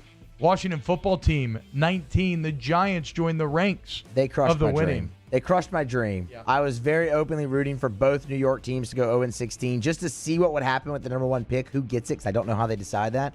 And I thought that both of them had a real shot to doing that. But they did keep up the dream of the NFC East being the most laughable division you've ever seen. They did. Because this makes 2 teams 1-5, which I actually enjoy way more than a 2-4 and an 0-6. So the NFC East, dude. We got to look at the schedule, right? How many has the NFC West just messed up with the East here early on? Like, are they artificially inflated because they played the East? We know that we asked that question about the Rams. Does the thing apply to the Cardinals after last night's game? I don't know. Raven. Also, I mean, who cares about the Giants? Whatever. Ravens 30, Eagles 28. I thought the Ravens would dominate this game because they tend to bad teams. The Eagles showed a little fight, but it wasn't enough in the end. It wasn't. To be honest, I didn't really see any of this game. Neither did I. So I really don't have anything for you. It's just the Ravens. Is They Lamar escaped. They won. I know Patrick Queen went off. is Lamar Jackson elite, Danny?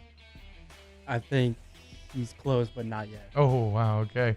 We're going to get Booger to say it one day. But Carson Wentz is bad. He's bad. I don't think he's good anymore. And this wasn't even like his worst game. He threw no picks, but he only completed 50% of his passes. Yeah, nah, I mean, he ain't good. It ain't good. Let's see how many tackles did Queen have He here? had 10. I'm not seeing it for some reason. All right. Steelers 38, Browns 7. Predictable, right? Yeah, I mean, the equivalent of a wet fart from I don't think Exposed. any of us expected the Browns to go win that football game.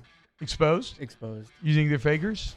Yeah, So what do you? the So Browns so are what do we mean? What do we mean? Do we mean that they are not a playoff team?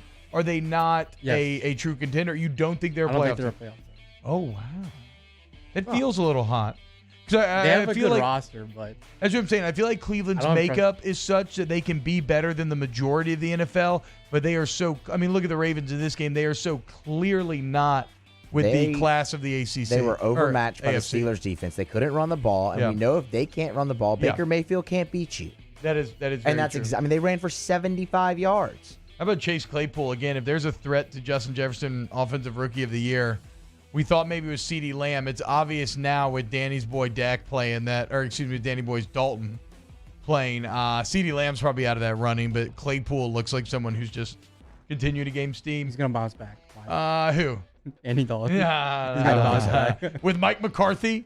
How bad does a Mike McCarthy hire look now? Oh my God! I Pretty mean, awful. the guy that couldn't make it work with Aaron Rodgers, And you now were like- Rodgers is just, last week notwithstanding. It looks like McCarthy was just so toxic for him and Danica. Had to get them both out of here, dude. Bears 23, Panthers 16.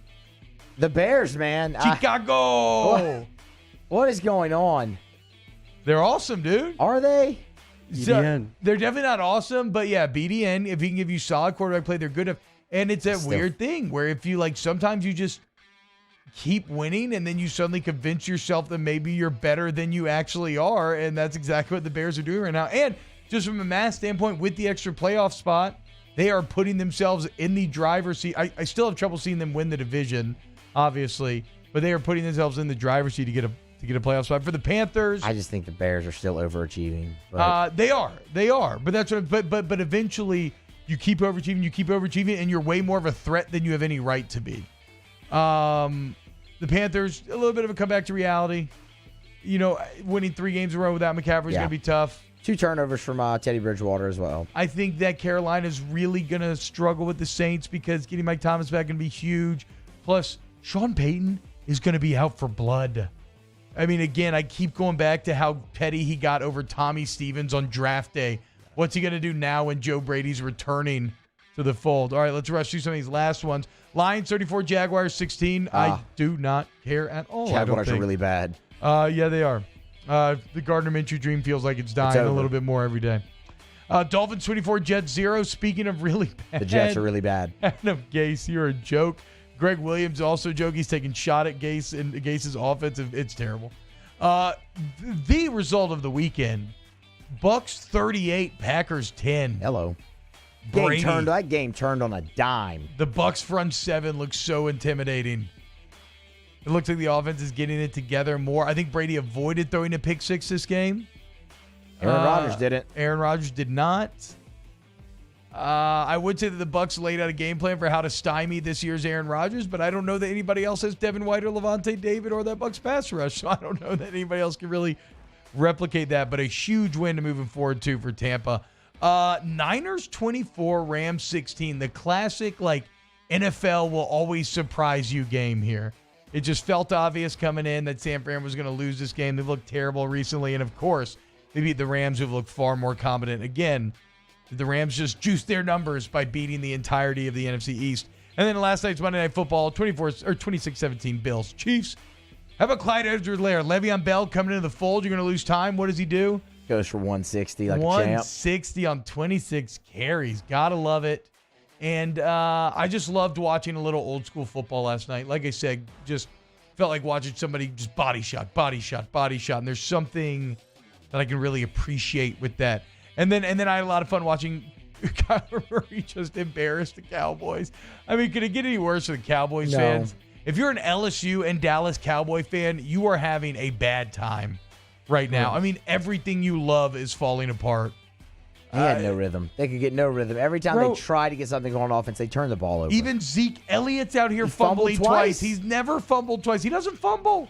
He's actually incredible with ball security. So it's just a disaster in Dallas. But don't worry, you have that aggressively overweight man to make you feel better, Mike McCarthy, about it in every postgame press conference. So enjoy yourself, Dallas. Their O-line is just not helping them at all. No. It's kind of funny how that group has gone so downhill so quickly. But I mean, is Zach Martin's hurt right now? I know they have a bunch of injuries along the line, right? Yeah, they have a couple injuries. All right, that's your NFL roundup. We do it every Tuesday. Coming up next, we'll check in with Andy Staples here on OTBOT. OTBOT.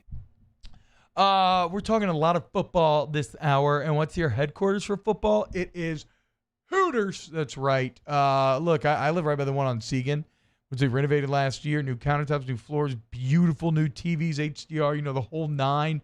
So if you want to get into Hooters on game day, okay? They have the wings, the beer, the sports, the Hooters girls, the televisions, all the games.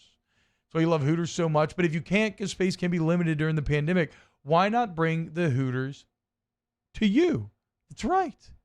You can download the Hooters app on your phone and get a free appetizer when you do so. That's one of many food and drink deals that you can expect from said application. Also, you can go to HootersToGo.com and you get some wings to fly. Because, look, I get it. This is a year where not as many people can go to the game. Maybe you're having to watch games at home for the first time. You're having friends over. Why not let Hooters cater it? You don't got to worry about dishes. You ain't got to worry about cooking. You got to worry about anything except for stuffing those wings in your face. Go to HootersToGo.com. Download the app. Hooters, your headquarters football. Off the Bench, hanging with Hester and Hanny, after further review and more, are all live daily on the 104.5 ESPN Baton Rouge YouTube channel. Subscribe now to interact with us inside the live chat driven by Bayou Ford.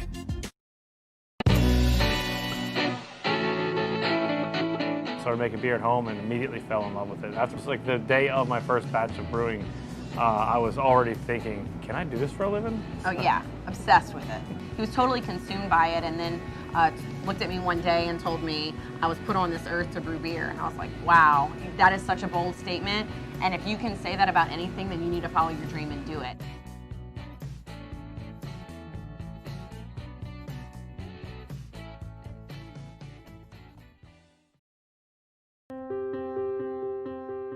This isn't just another day.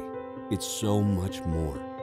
Kelly's life was put on hold when her auctioneer primary care doctor discovered a rare blood disorder. Her doctor connected her to an auctioneer care team of cancer, heart, and kidney specialists. With multiple primary care locations around Baton Rouge, same-day appointments, and online scheduling, we're relentless about keeping you healthy. Auctioner Baton Rouge, innovating healthcare for Kelly.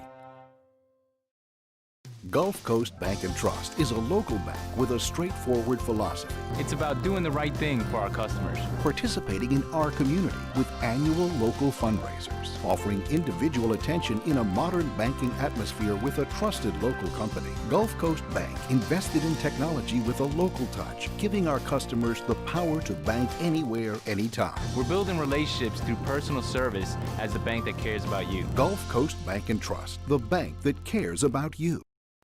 At All-Star Toyota, you get it all. If you're in the market for an all-new Toyota vehicle, come see our friendly and knowledgeable sales team at All-Star Toyota.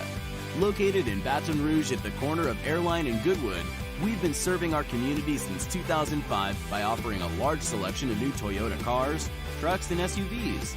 Get behind the wheel of your dream car and take a test drive at All-Star Toyota today.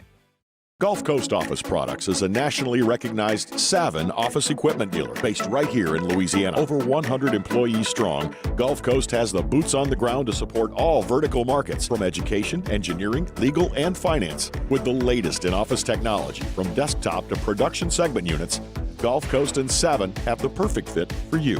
Call 225-756-2644. That's 756-2644 for Gulf Coast Office Products. ServiceMaster Elite create clean, disinfected work environments. As a local business, we take pride in serving the New Orleans and Baton Rouge areas. Our cleaning protocols follow CDC and OSHA standards for healthcare settings, offices, senior living, restaurants, and industrial plants. Contact ServiceMaster Elite to get your operation ready for reopening with germ disinfection cleaning. ServiceMaster Elite, the trusted choice in professional. Hey, it's Matt Moscona inviting you to join us for Tuesday's AFR, presented by Insurance Network of Louisiana. Larry Holder joins us to talk Saints. Rohan Davey talks Tigers, and we'll preview Game 1 of the World Series. Join us 3 to 6, 104.5 ESPN Baton Rouge.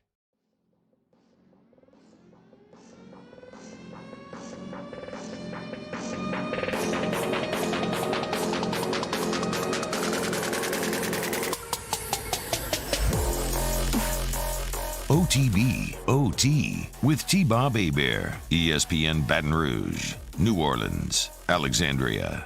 Yes, there it is, our favorite drop music or bump music, the license-free dubstep. No better way to welcome in our next guest, Andy Staples. Andy, what's going on, man? Welcome to the show.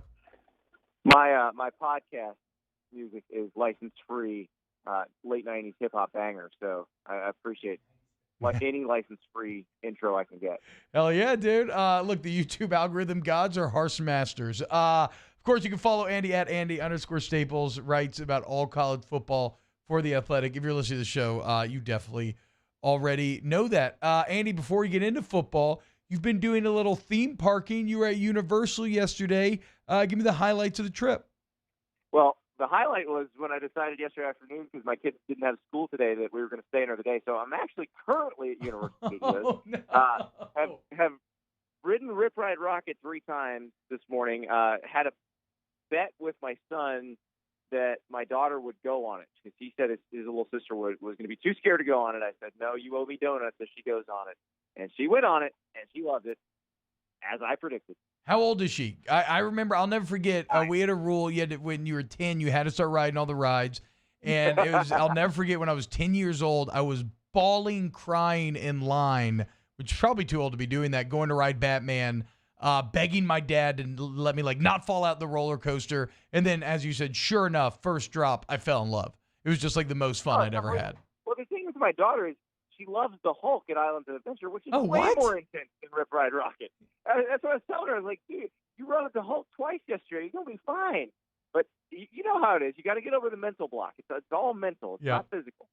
Yeah, I mean, how appropriate, right? That was like the amount of times that Tommy Moffitt, the strength coach, would yell that into my brain. I guess the roller coaster riding was just kind of laying the groundwork for it.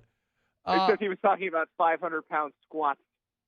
Yeah, exactly. Or how, no, you can keep running. You're not actually tired. Your brain's just telling you you're tired. Your body can go forever. Oh, no, coach, I'm pretty damn tired over here, but I guess I'll trust you. All right, Andy, let's get into this college football season. What a wild season it's been. Since we are an SEC country, Give me maybe like the most surprising thing that you think you've seen develop in the SEC thus far. It's Arkansas. I mean, hell yeah, dude. They are unbelievable.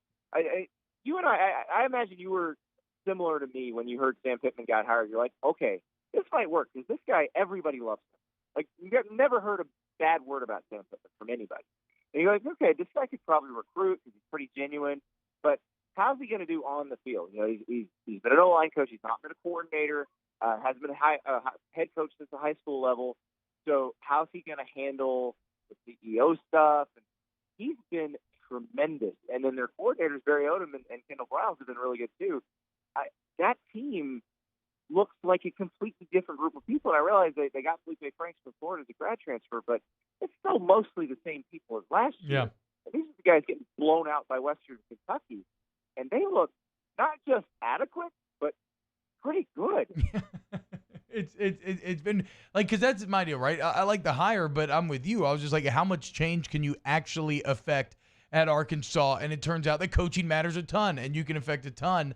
I guess the flip side of that would be what LSU fans have seen, right, out of theirs is it looks like there's just a massive disconnect right now with Bo Pelini and this defense, and, well, the numbers kind of speak for themselves. We're so deep in it here, Andy. What's your kind of, Sky national view on what's going on in Baton Rouge? I don't think it's that different. I think everybody kind of watching is like, wait, you're paying how much and you're giving up this many points? Now, I do think this week could be a little bit better because that's what if you watch South Carolina play, that offense, it's a bit of a throwback. Yeah, so, exactly right. That's what it's like. It's Bo Pelini's perfect offense to go against. Yeah, he's like, I remember this. This is just like when I was calling the plays back in 2007. Yeah. Oh, I was thinking the same thing. Parade going by me right now, so that's the noise you hear. Oh no, I actually don't hear it, but I can't thank you enough for joining us. Bikini Bottom is floating past me right now. I can't thank you enough for joining us while you're at Universal. So we'll just do a couple more questions, then we'll get out of here. Andy, is there so even after what you saw last weekend, is there a better defense in the country than Georgia? I don't know. That's the question because we haven't seen Ohio State play yet. And Clemson's probably up there too, but the question is how legitimate is Miami? Because, they shut down Miami, but we haven't seen Miami except against bad teams with that offense working. So, is it a case where Miami's pretty good and Clemson shut them down? Because then if they are, then that's not bad. And, if we're extrapolating using the transitive property and all that, the fact that Louisville only gave up 12 to Notre Dame but got shredded by Miami is somewhat telling. So, okay. So maybe Clemson's up there.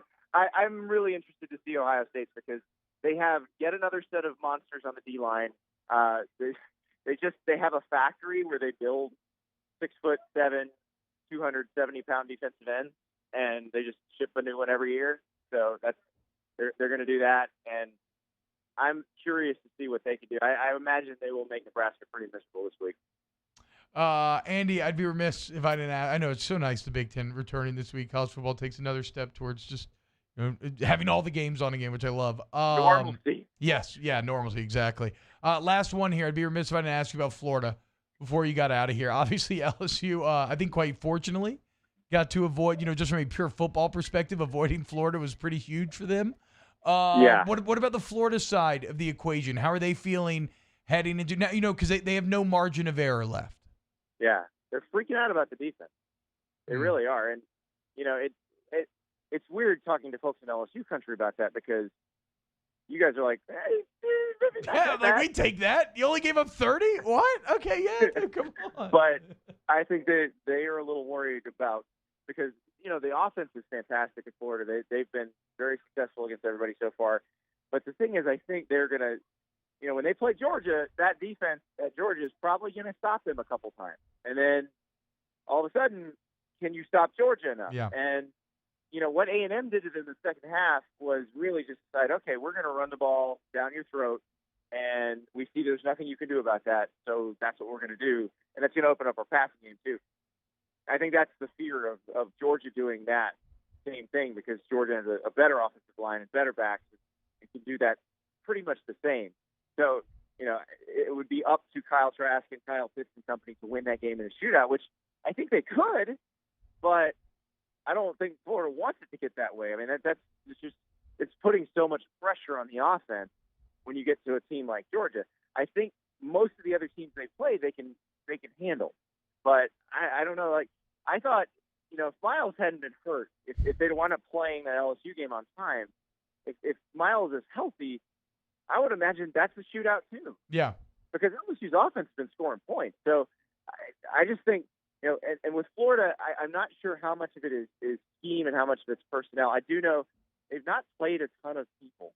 If you look at how many people Georgia plays on defense versus how many people Florida plays on defense, Georgia plays a lot more guys. And I think it's a case of Florida not being particularly comfortable with some of those younger guys playing yet. So they've got to figure out, are there more bodies that they could use that can keep some guys fresh? Because if they can't, it's going to be the same deal as A&M, where in the second half, you're just going to gas. Andy Staples, follow him on Twitter at Andy_Staples. Check out his work on The Athletic. Again, theathletic.com/hold that podcast with $1 a month sign-up deal. Andy, thank you so much for stopping by this morning. Enjoy Universal. Thank you, T-Bob. All right, take it easy, man. Okay, we will wrap up OTB next here on 104.5, 100.3, and 94.7 ESPN. OTB OT. Our listeners fire off their opinions on the JimsFirearms.net hotline at 499-1045. Keep listening for your next chance to shoot us your thoughts with the JimsFirearms.net hotline on 104.5 ESPN Baton Rouge. Gulf Coast Bank and Trust is a local bank with a straightforward philosophy. It's about doing the right thing for our customers. Participating in our community with annual local fundraisers. Offering individual attention in a modern banking atmosphere with a trusted local company. Gulf Coast Bank invested in technology with a local touch, giving our customers the power to bank anywhere, anytime. We're building relationships through personal service as the bank that cares about you. Gulf Coast Bank and Trust, the bank that cares about you. This is a house call. This is a follow-up appointment.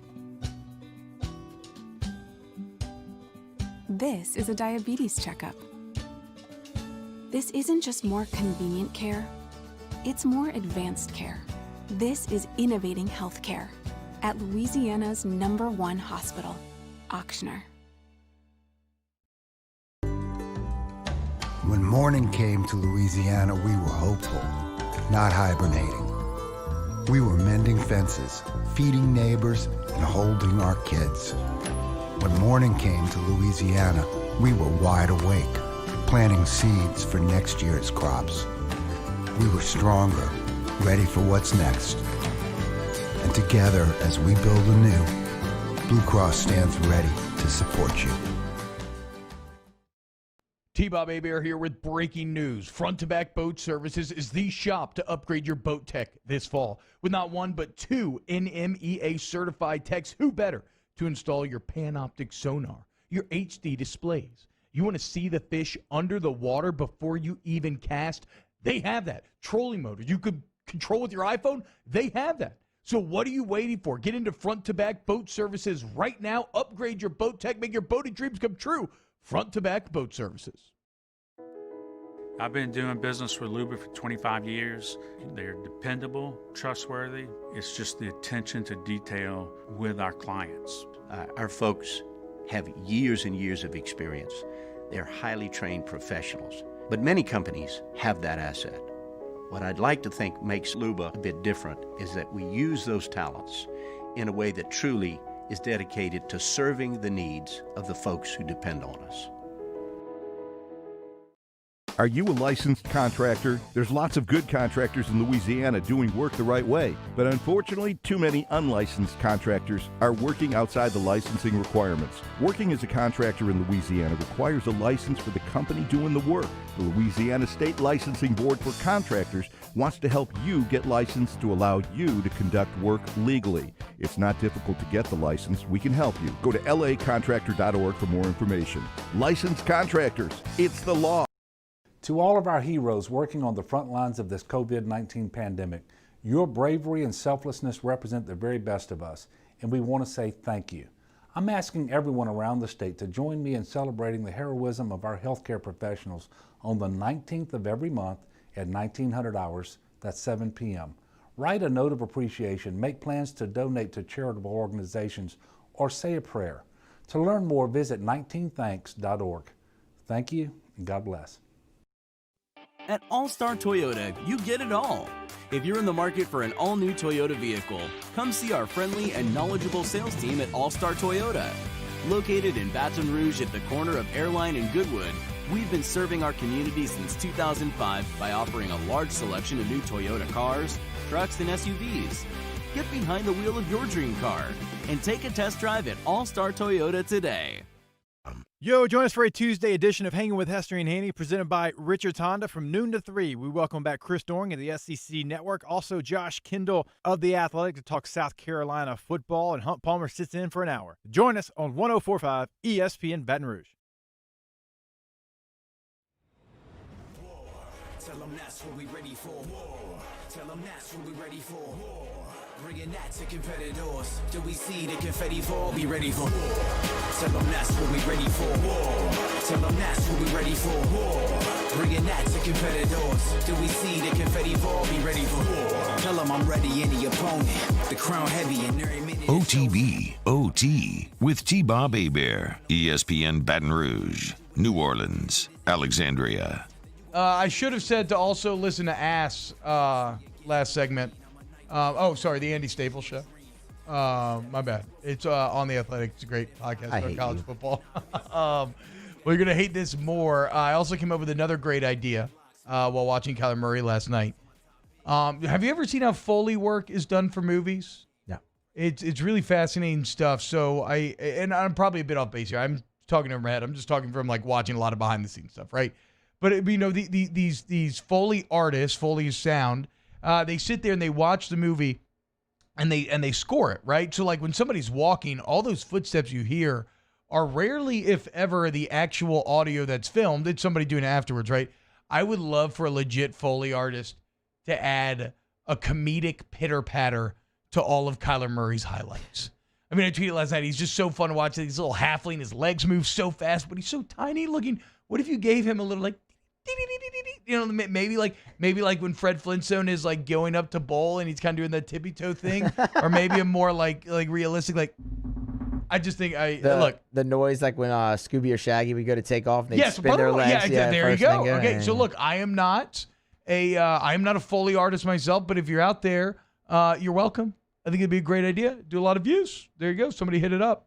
Something else that I loved, I mentioned it during our NFL rundown, Cam Newton's quotes after the really weird loss to the Denver Broncos.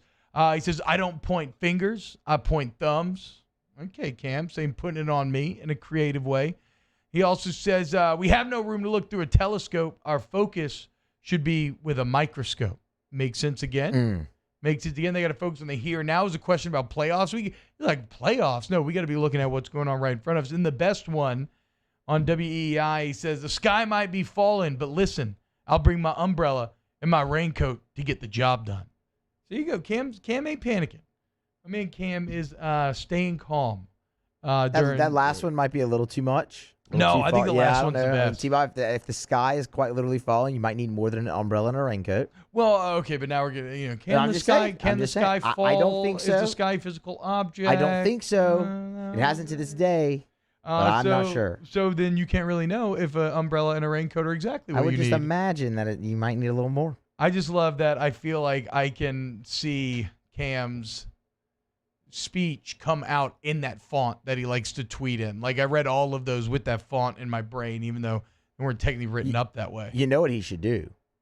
Is next week she should show up to the game in a raincoat with an umbrella. Oh my God. I mean, you know Cam loves his pregame and the outfits. Microscope. And he's just holding a microscope. Yeah, sure, why not? Oh my God, yes. One of those foam fingers that just has the thumb and just point it to himself. Dude, we are so good at ideas right now. I think so.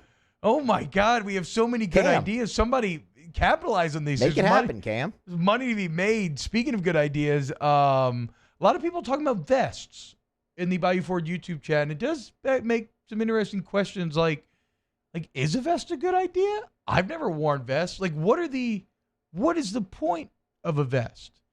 Because your arms aren't covered, but your chest is. I feel like if you had to accept one, I guess you would want your chest covered. If I think about it, it seems like a weird kind of half step. What weather is vest appropriate? Fall. Like 70 degrees? Like fall, I think. Yeah. Maybe a little cooler than that? Danny, you had something interesting to say about maybe the science behind vest wearing? Yeah, well, I learned from the first Batman of Christopher Nolan. He said, Liam Neeson said, if you rub your chest, your arms will take care of themselves. I didn't know that's what it came from. Yeah. So a little Batman Begins. Okay, that can make sense. You kind of get the blood flow going a little bit. Yeah. I don't know. Maybe I'm going to have to try that. Maybe I'll try vest and see if I like it. What if I've been denying myself just like a super comfortable fit this entire time? Or you could just wear a sweater. You could just wear a sweater, but then what if that's too much, right? I mean, sometimes, well, no. I mean, it's rarely too. I don't know. Still guess I don't give vest. Also, shout out to my guy, Colton Sebastian, who said that I was in his dreams last night. That's just weird. And that we ran into each other in the quad.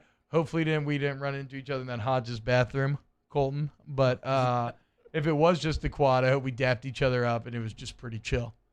I hope I didn't do anything crazy in your dream. I used to ride my scooter through the quad, which is a huge D-bag move, and I did it as a freshman. I did it as a freshman in college, not really understanding that you just should not ride a scooter in the middle of the quad. Yeah, good times in the quad. I wish I had spent a little more time there, and a little less time just skipping class or scooting back and forth. But hey, these are the lamentations of everybody who's 10 years out of college and thinking about all the missed opportunities that they created in their lives. All right, it's a really good idea segment to close things out here today. Huge thank you to Matthew Musso. Huge thank you to Danny Cardenas, doing an awesome job producing as they do every day. To all of our wonderful guests, thank you for joining us today. Our listeners, viewers, everybody on YouTube that's just listening to your car, we love you. Sharing all this stuff really helps. Get the full 104.5 slate coming up. Subscribe to Off the Bench Overtime. It's the new kind of Saints, New Orleans-y based channel where we'll put some of these segments, and then the Off the Bench channel as well. We'll see you tomorrow. OTB, OT. This isn't just another day. It's so much more. Kelly's life was put on hold when her auctioneer primary care doctor discovered a rare blood disorder. Her doctor connected her to an auctioneer care team of cancer, heart, and kidney specialists with multiple